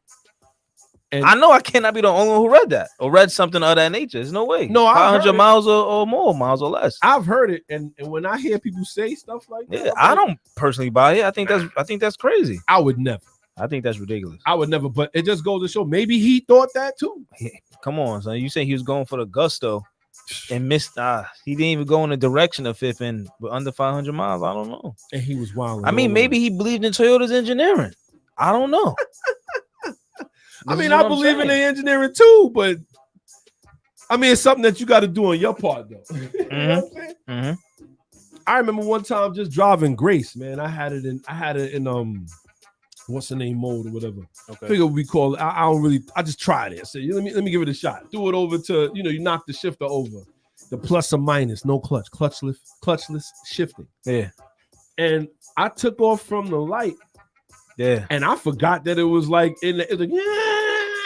I said, oh, took it right out of there, threw it in regular drive. But at the end of the day, it's just not something I would do. You know what I'm saying? Wait, hold on. You wouldn't do what?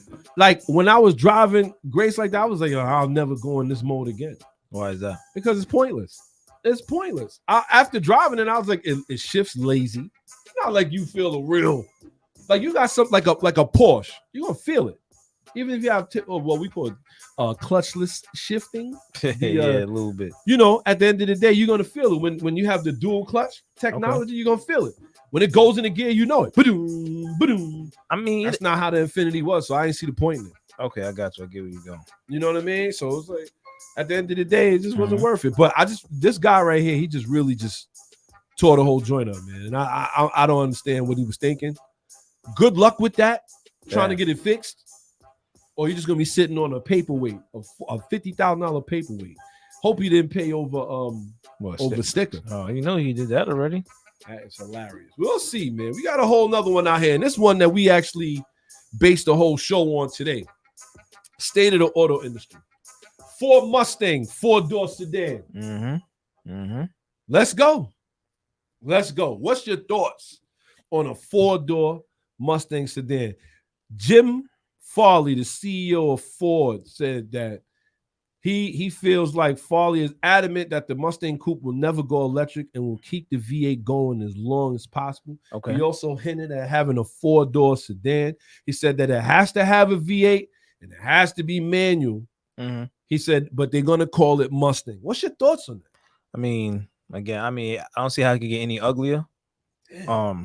But I guess, man, if it comes with the clutches, I guess it's okay. He just said he wasn't kicking no dirt on that S650. And here he go off the rip, son. Listen, if it's gas engine, right, gas powered, performance oriented, it's all right then. I mean, look, these cars are getting ugly. They're not going to get any better looking. I mean, that's just from how I look at it, because I seen them when they was like, really, pretty to look at and really enjoyable to look at, to something else. Right. But some people call it forward thinking, I guess, when it comes to, the auto manufacturers or whatever, trying to develop new ways to, get people's attention. But 4-door V8 with a clutch, all right. I'm about to say I'm not against it. Okay. Build it to go against the Cadillac CTS V Blackwing. Could be done. Sure, I just don't understand. They got rid of the Ford Taurus. They killed their whole. They have no more cars except the Mustang Coupe. They have no more 4-door, mid-size, full-size, nothing. Everything's gone. I don't know how this is gonna play.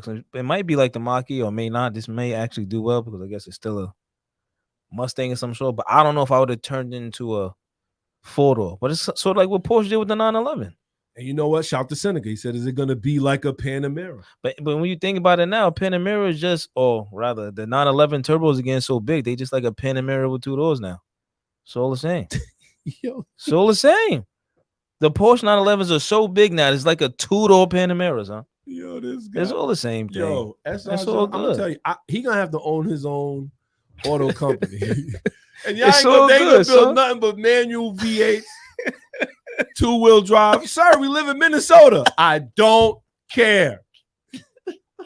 Yo. Nah, you know what it is? Because listen, the Panamera is cool. Not to get too sidetracked and talk about the Porsche. The Let's go. Panamera is cool. Nothing's really wrong with it. But it reminds me of a photo. I don't want to see a photo 911 though.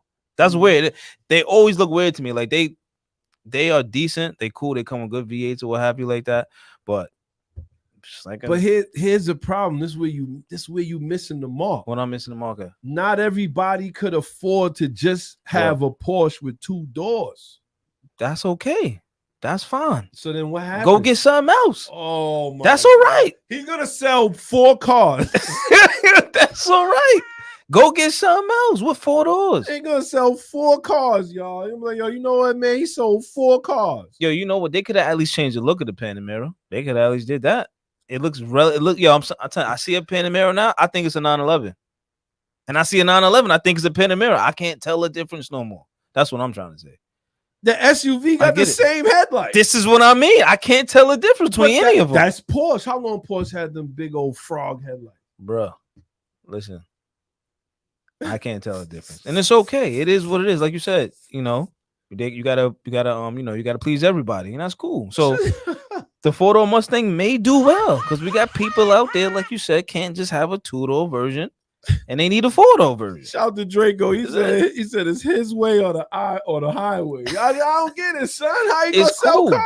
It's cool, man. It makes perfect sense, man. It makes perfect sense. The Ford Mustang is probably gonna do well. Yo, I wouldn't be surprised. Shout out to my guy Camacho, man. He just subscribed to the channel. Shout out to my guy Camacho for subscribing. And if you haven't subscribed yet, don't forget. You can find us on YouTube at Gutterball Rally. We're going to make sure we put that banner up at the bottom just to make sure that everybody can find it because this is what we really want. Don't forget, check us out right there. You see YouTube at Gutterball Rally. You can hear more of S.I Shawn's rants. Let's go. Yes, that is going to be another segment we'll have eventually because this guy has a lot to say. It's just, I don't know. Like I said, these automakers, again, like we said earlier in the show, it's like a roller coaster and they are like the end already. They at the end, and it's like, all right, we just trying anything. Because why would they kill off their whole car lineup, sedans, all of that, and just leave the Mustang to bring back an 4-door version like they did with the Mach-E? I gotta say this one thing. I gotta say the one reason why, or two rather, that they would do it. They killed off all of their sedans. Why? Because they wasn't selling. The people who bought sedans at that time, what was they doing with them? They got rid of them and they got SUVs, right? So now the sedan didn't even appeal to the base that they had it for. Okay. But now we're looking at a point where they looking for performance. You're gonna have No, they not. Not them. Who? You. No. You're not looking for. Good. No. This is what I'm trying to say. Like they had cars, they had them. Nobody wanted them. No, I'm starting to realize people are not into performance, and it's not about performance. It's not. Think about what the Mach-E. They did the same thing. Oh, let's come up with this harebrained idea for a Mach-E Mustang. Oh, it's gonna appeal. This SUV EV is gonna appeal to them. No, it didn't. It's the same deal. It's the same type of deal. We don't want performance.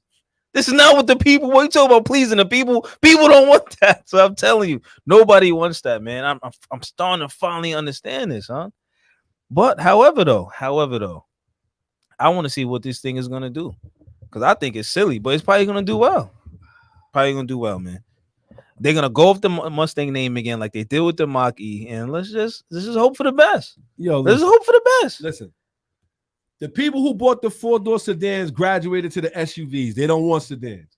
But now, if they're gonna not sell a 2-door car, which is probably where they're going, they can have a 4-door performance version. What's wrong with that? Yo, not for nothing. It's not gonna be no 4-door V8. Probably it's probably gonna have the EcoBoost in it, which is cool. I'm telling you. So how they gonna do that? I'm telling you, it's okay. Like I get it, man. Like it's funny because, like you said, you talking about the people they the ones who bought the sedans. They graduated to SUV. I don't even know what that means. They moved on. I don't even know what that means. No more. So they moved on. So now they moved on. They're gonna make a U-turn and come back to a sedan. No, they making that U-turn for you. Who? For you. The banner behind me? What are you talking about? Who's listen? Wait. I'm telling you, better one. I'm telling you. This doesn't make sense. I just want to see what it does. What engine's gonna be in there? What transmission they gonna use? Who's copping? Yo, Reef said he rides a 600. He doesn't want performance. Who's copping? Guy Reeps is funny. He's a funny guy. He's a funny guy. Funny guy. Shout out to Draco. He said, "Man has been throwing a disclaimer in the banner." Funny guy. Follow him. Reeps is a funny man. Funny, I'll say this funny right. guy. At the end of the day, I'm not against no 4-door performance car. I'm not. Automatic LS. If that's the case, Mhm. I'll be against the M5. M5 is a different type of. I mean, why? They cool. It's a Yeah, different type of deal. You Because see? they only was 4-door though. They only was 4-door in that wagon. If you got lucky, nothing's wrong with that. This guy here. Nothing's wrong with that. Shout to Listen, Camacho. man. He said, "You know what? You know who that 4-door Mustang gonna appeal to? Someone with a 4-door truck like Miller."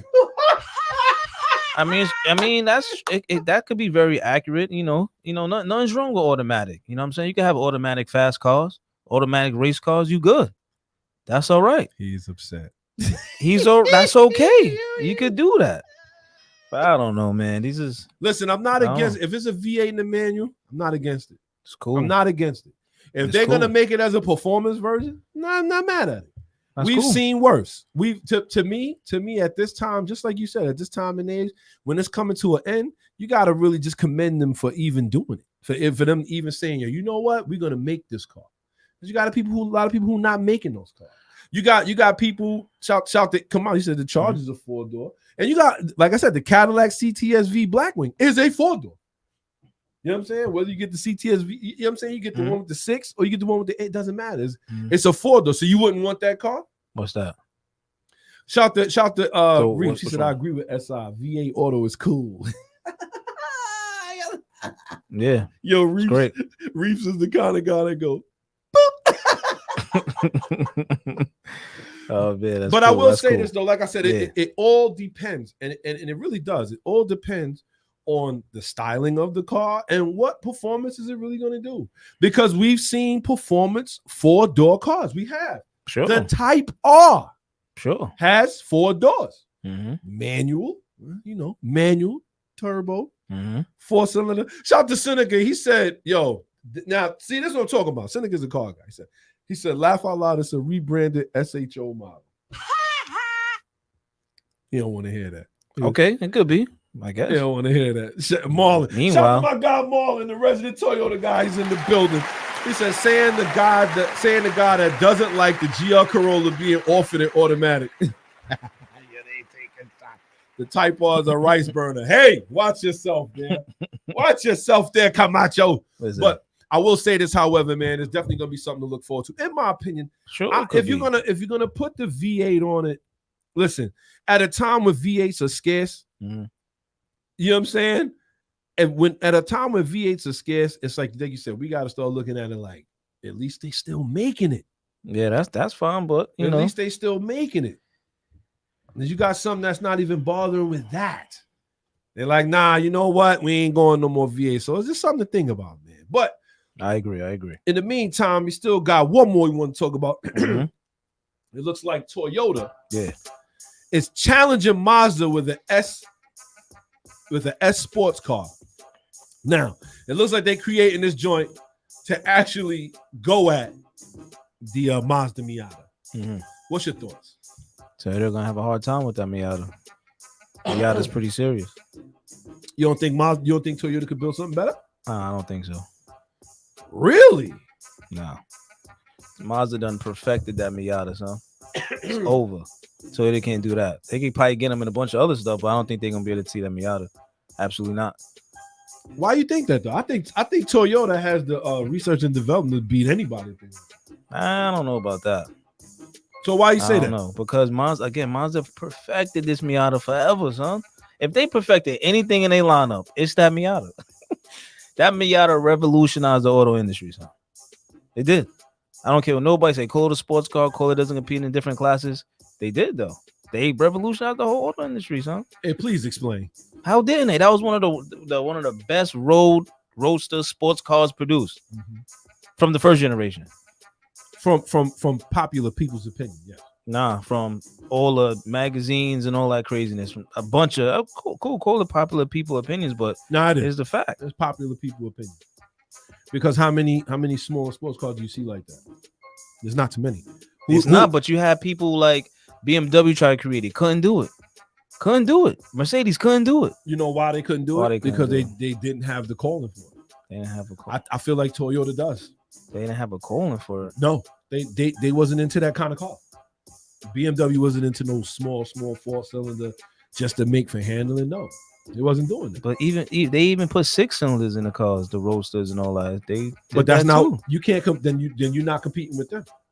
Because the Mazda Miata always had a 4 in it. You put a 6 in it now; it's not even in the competition. It absolutely did, though. But would you compare this to a Z, a BMW Z? I mean, that's what they built the Z3 for, though, to try to compete with the Mazda. And what size engine is in the Z3?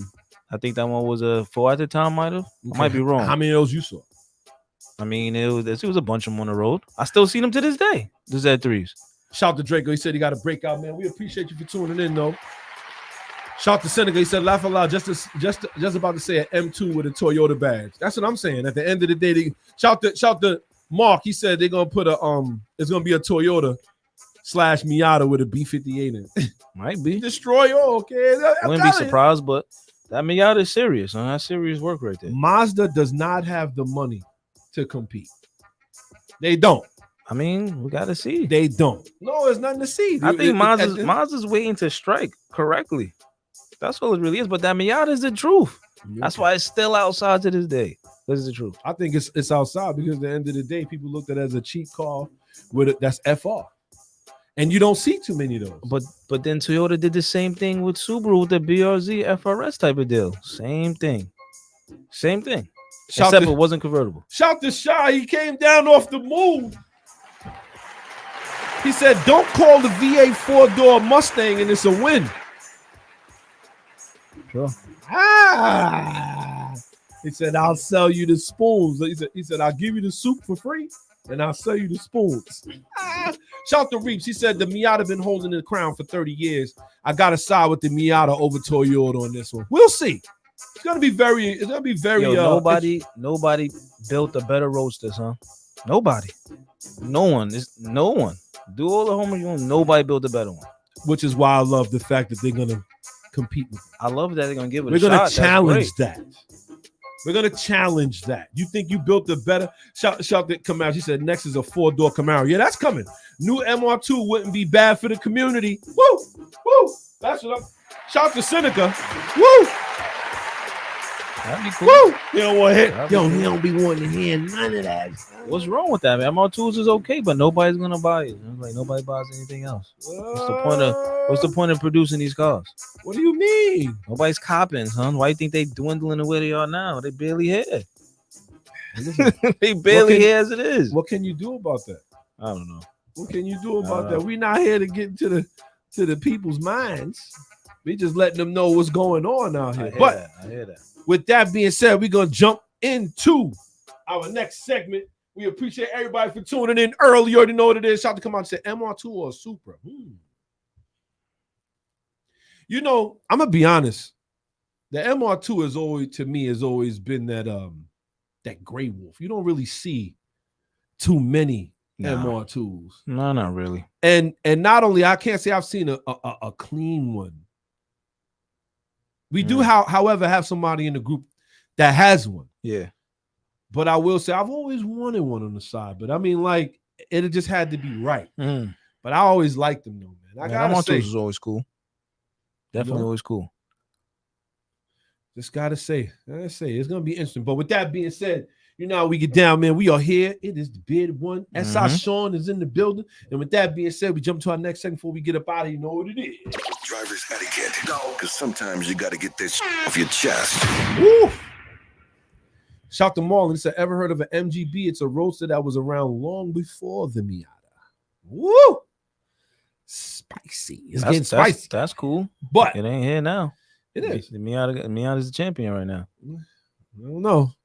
He's right about that MGB, though. They have their own following and everything. But with that being said, we're going to jump right into the driver's etiquette.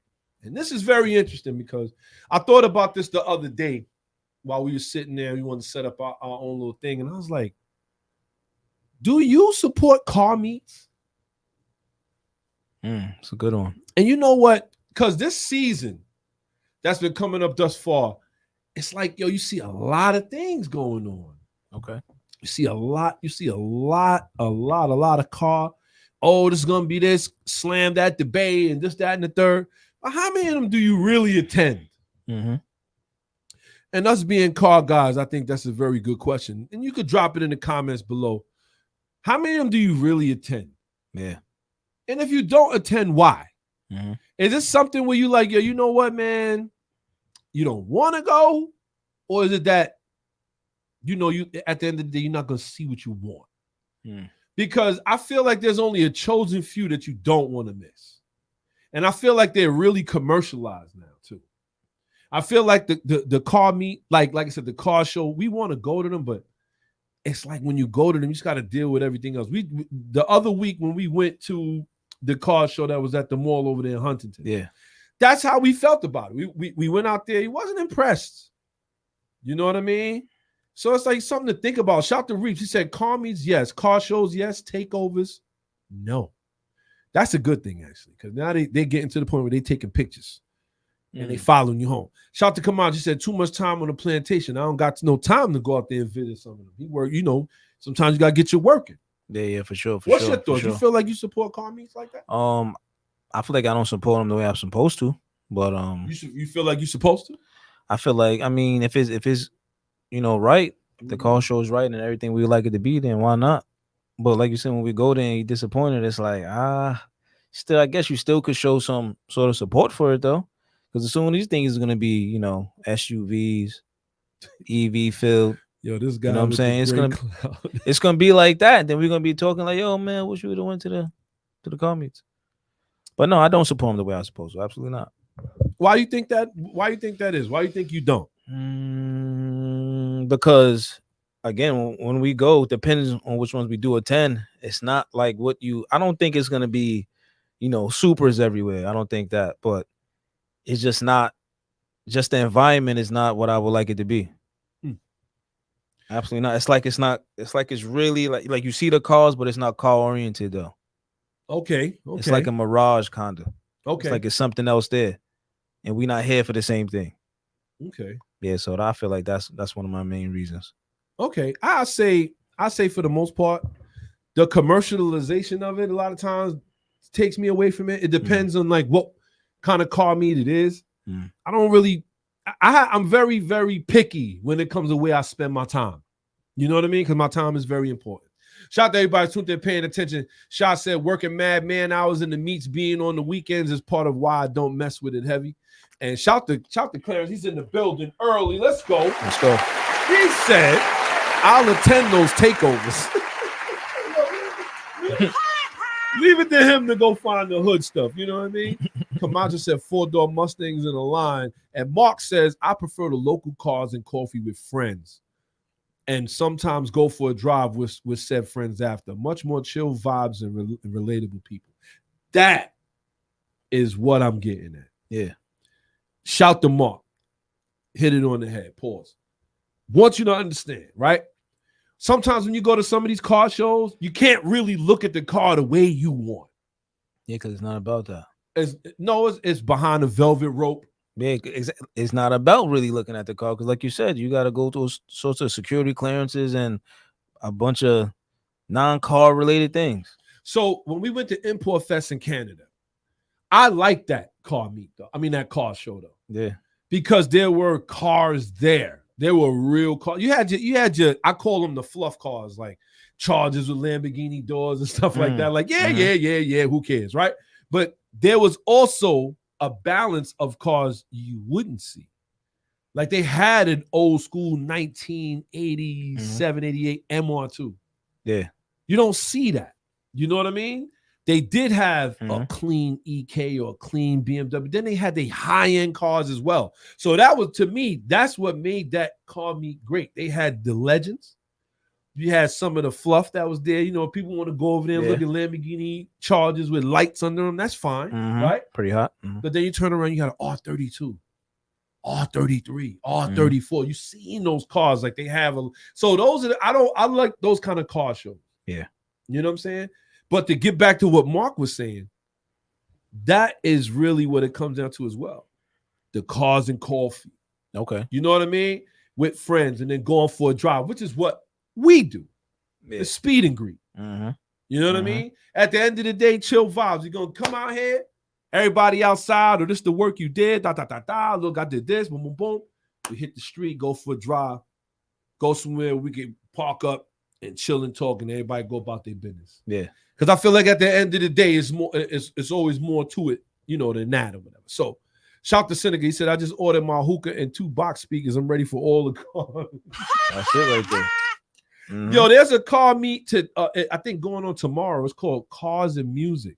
You know I'm not going. Speakers on top of the cars and music. Mad loud. Like that's another thing I could never stand. But I will say I do love the exclusives. I do like that. And when I was watching Larry Chen when he was in Hong Kong, that was the perfect mix of that. You know what I mean? It was the perfect mix. He had the legends there, the clean cars there, and you had cars that you know people worked on and they want to share. Yeah. That's a beautiful thing. You do not see that now. No. Sometimes you go to these car meets, it's more hoopties than it is anything else. You're like, what's this? Wild rust hole on the side of it. Like, yo, that's the new style, son. We rusting our cars out. Huh? Since when we putting rust on the damn car?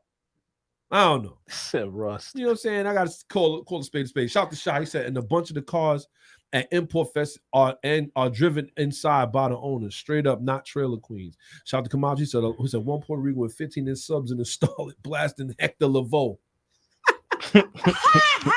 But with that being said, I just want to talk about that a little bit. When it comes down to the car shows, do we support them the way we want to? And that's another thing that I kind of wanted to get into as far as like some of the things that are sold there. Some of the things that are sold at some of these car meets. It's like some of it is cool, some of it is fluff, some of it is not. You know what I mean? Okay. I just like to see people who are really dedicated to their craft, because I think that what a lot of people fail to realize, especially us as car individuals, as car guys, car gals, certified car people, you know what I mean? Sometimes that little bit of work that you're doing really does inspire somebody to go home and do more work. You feel what I'm saying? Nah, that's true though. So we got to keep that in mind, man. With that being said, you already know how we get down, man. It's the bearded one here. Let's go. S.I Shawn in a place to be. Let's go. Shout to Mark. He said the type of person that is willing to wake up at 6 a.m. to stand around talking to people about their metal on wheels is a true enthusiast. Not knocking anyone, but it can be a different level of enthusiasm. That's a fact. That's a fact. Shout to Reap, said car show at Mass Pef Bank on Sunday. Let's go. Sounds like something we may want to attend. But shout to Mark. He's right. He's like, you know, maybe I'm not that kind of guy neither. Because sometimes when I go out there, I want to feel like it's a welcoming aura too. Yeah, absolutely. You know what I mean? Like when I can really ask you about your car, and you can really, you know, I don't know, bro. You know what I'm saying? Oh, all right. See where that's going. But you want to really be able to engage with them. Yeah. About the vehicle. Absolutely. 100%. Let's go. So with that being said, we're going to move right along. You know how we get down, man. It's our favorite segment of the day. You already know what it is. We about to drop it off right over here to S.I Shawn. Let's go. With that being said, let's get to it. Legends of Auto. Real legends never die. So this week for the Legends of Auto, I think it's pretty interesting. Let's go. Since we over here talking about four-door Mustangs. You know, so Ford had 4 doors at the time. And this was a midsize. So this is a 2017 Ford Fusion Sport. I know y'all probably like Ford Fusion Sport. Yeah, Ford Fusion Sport, mid-size, right? So what makes this car, I think, pretty interesting is that Ford really bought like performance to that mid-size segment, because a lot of people don't know the difference between like mid-size segment cars, full-size cars, and stuff like that. So with this Ford Fusion, what made it crazy, one of the crazy things is, let's just get it out the way right now. It wasn't manual. They didn't offer in the manual, which is all right, because people like fast automatic cars, which is okay, which is cool, right? What made this car crazy, that it had like fully engaged paddle shifters, which is pretty hot. If you're into that, right? Because here on Rally Radio, we don't discriminate. Everything is everything over here. Sky, right? But what made this car crazy though, it was like a sleeper. You know what I'm saying? So you would think like, oh, this is a Ford Fusion, whatever. Not this one. This one was a 2.7 liter twin turbo. Ooh, what does that sound like? That sounds like the B5 Audi. Remember that dream was a 2.7 liter V6 twin turbo? Yeah. So I thought that was pretty hot. Yes. I thought that was definitely pretty hot for them even doing that. See, if you ask me, it was at a point in time where Ford was on to something, especially with a sleeper like this, right? Another crazy thing about it. Weekly specs. My bad. Another crazy thing about it. The joint had 380 foot-pounds of buff torque, son. That's crazy. That vernacular is wild. That was, yo, he said the woo. Woo. That was I had to stop the whole Legends like. I'm just brother. What's that? Yeah, I'm saying. What's that, brother? I'm saying. I had to stop that. That was crazy. Saying, right? So what else made the car crazy is that, so when you put in paddle shifting mode, you know how some cars, they won't allow you to take it like fully up to the red line, right? It'll shift for you. This lets you completely do that. Like you could take it as far as the engine allow you to go. So that was pretty interesting. Another crazy thing about this, it had quad tips exhaust. You wouldn't, that's what I'm saying. Like, man. Continue on. That was crazy. crazy. Had good exhaust on there. So it was just a sleeper. It was like one of those cars, again, you just wouldn't know it was, packing a serious punch. And it was making 310 horsepower. That's not bad, son. That is for a Ford Fusion. So that's one of the reasons why I put it up here on the Legend, because this was Ford's last four-door vehicle. And it's funny. And we talking about Ford. But that's what I mean. Like they had something there already. They had it.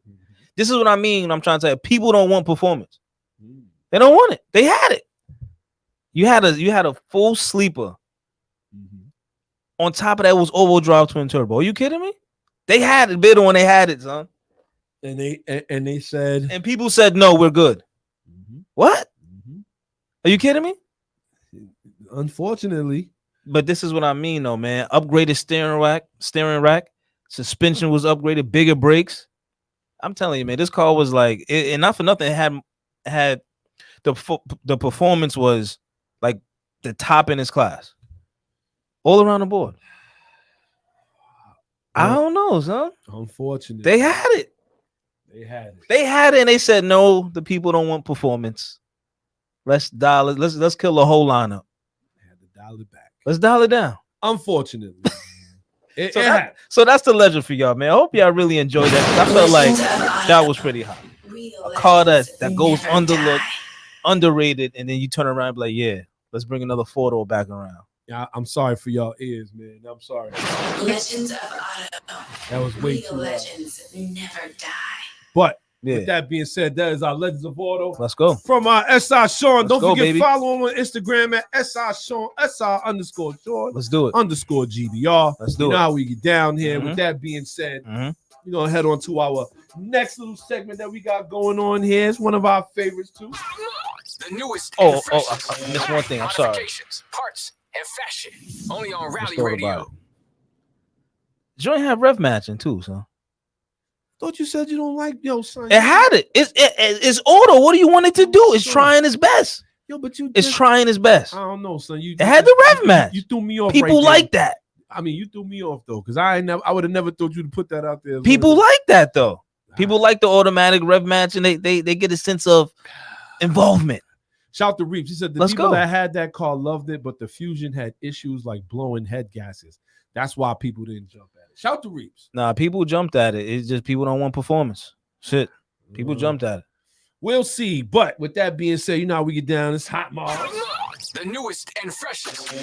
Modifications, parts, and fashion. Only on Rally Radio. All right. This next thing we're looking at here is called the Canton Racing Drag/Road Race Oil Pan. K-Series with an S2000 oil pump. That's crazy.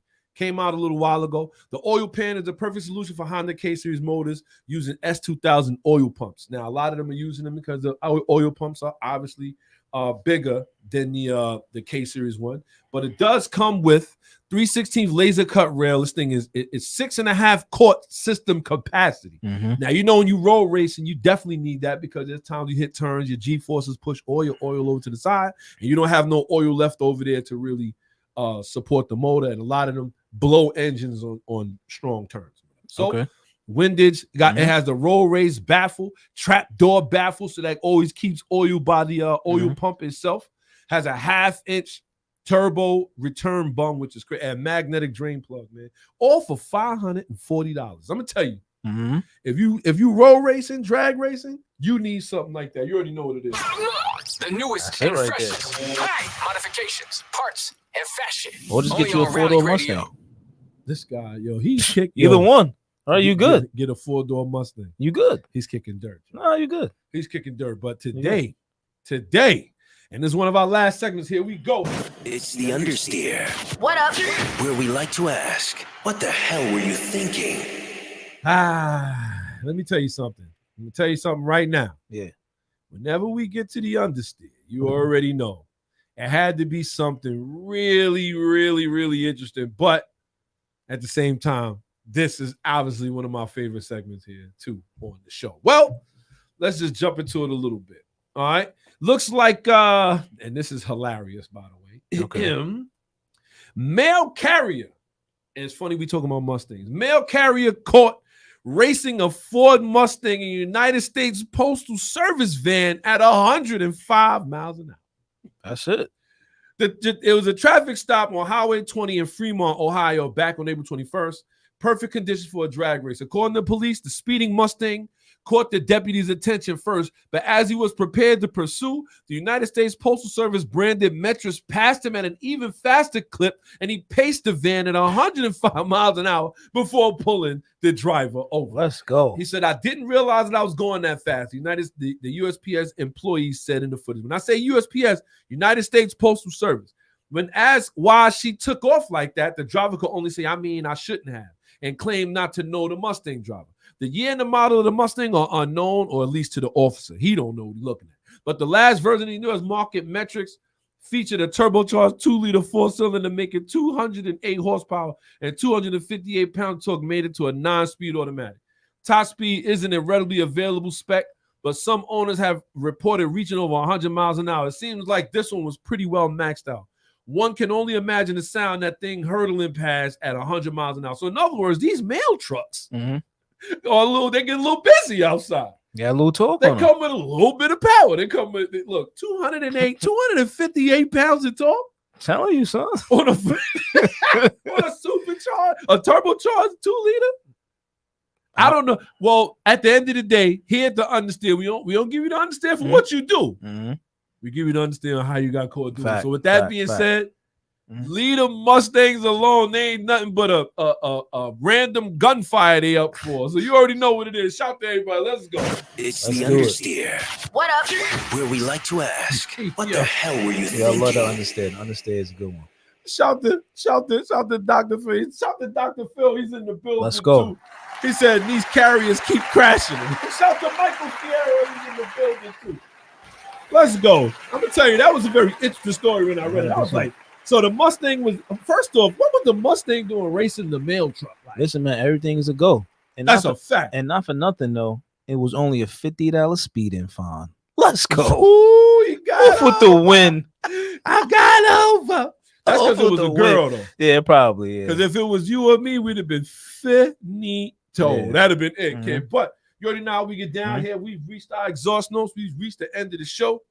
We want to put it out there. I'm checking the weather right now. We're gonna postpone. We're gonna postpone the speed and greet. Reason being is because the weather is not looking promising. I don't know what's gonna happen, and it's like I hate to do any kind of speed and greet if it's gonna rain. Shout to Michael Fierro. He said at least the Mustang didn't crash into the mail truck or the crowd. That's actually pretty good. That's a fact. But I will say, however, so we're gonna postpone it. We're not canceling it because we got a lot. But this one is gonna be a lot of fun. But we're gonna hold back. They're talking about it's gonna be rain for the rest of the night. They saying it rained while we was in here. I don't know. Yeah. But with that being said, I want to give a shout out to everybody who rocked with us here on a Saturday morning, 12 noon to 2 p.m. You already know what it is. It's Rally Radio. It's the bearded one here. S.I Shawn, man. Let's go. Y'all know how we get down, man. We appreciate all of y'all greatly for tuning in and rocking with us. Don't forget, you can find us Saturdays, 12 noon, YouTube at Gutterball Rally, Facebook at Gutterball Rally, Bars and Hoops Radio. If you download the app, Bars and Hoops Radio, 12 noon, you know where to find us. You already know what it is. With that being said, I want to send a shout out to everybody who tuned in, who rocked with us today. Shout to my guy Clarence. Let's go. He was in. Shout to Marlon, resident Toyota guy. Shout to Michael Fierro. Shout to Dr. Phil. You already know what it is. They in the building. Shout to my guy Reeps. Shout to Camacho. Shout to Mark Camperfor. Shout to Shy. He came down off the building. He came from out of the sky. The moon, in other words. You know what I'm saying? Shout out to everybody who tuned in, who rocked with us. You already know what it is. We appreciate all of y'all. Where's the EG at? Oh, where your car at, nigga? This is a family show. He's wild. Where your car at?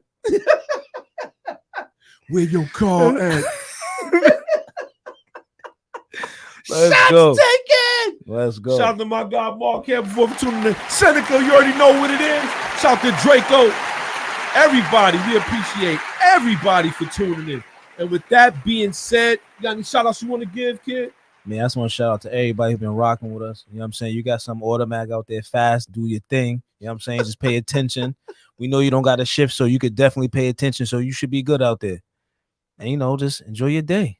It's a fact. This guy's hilarious. So we're going to postpone it. If you're not in the group already, jump into the group. You already know where to find us.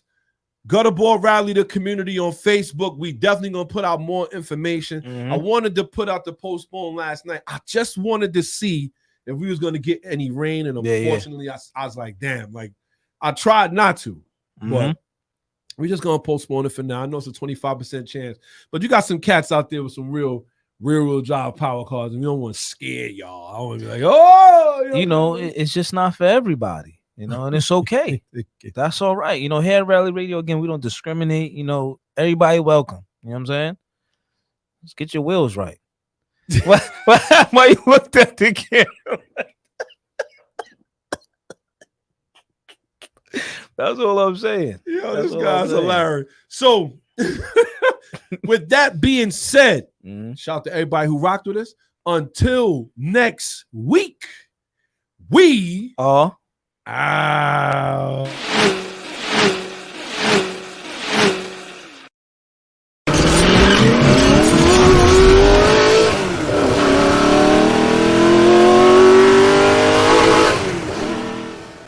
Drop the clutch, hit the gas. Rally Radio, where the fast life meets the fast lane. Yeah. You're now tuned into Bars and Hoops Radio. Where the world of hip-hop and sports live. Dropping the clutch and then I hit the gas. Wheels screeching, tires burning, I'm flying past. Gotta get home quick, don't wanna miss the class. They schooling you on whips and how to make them fast. Talking about everything from cars to planes. What's hot, what's next, and how to flip the game. They talk in my language, we speak the same. That whip talk complex, but yet they keep it plain. From the news, the interviews, they keep it cool. They give reviews, everything from parts to tunes. Can't lose, come to whips, they not no fools. Don't miss the show, the start time is noon. The bearded one, S.I Shawn, ain't crazy though. You can't miss it, tune in to Rally Radio. Where the fast life meets the fast lane.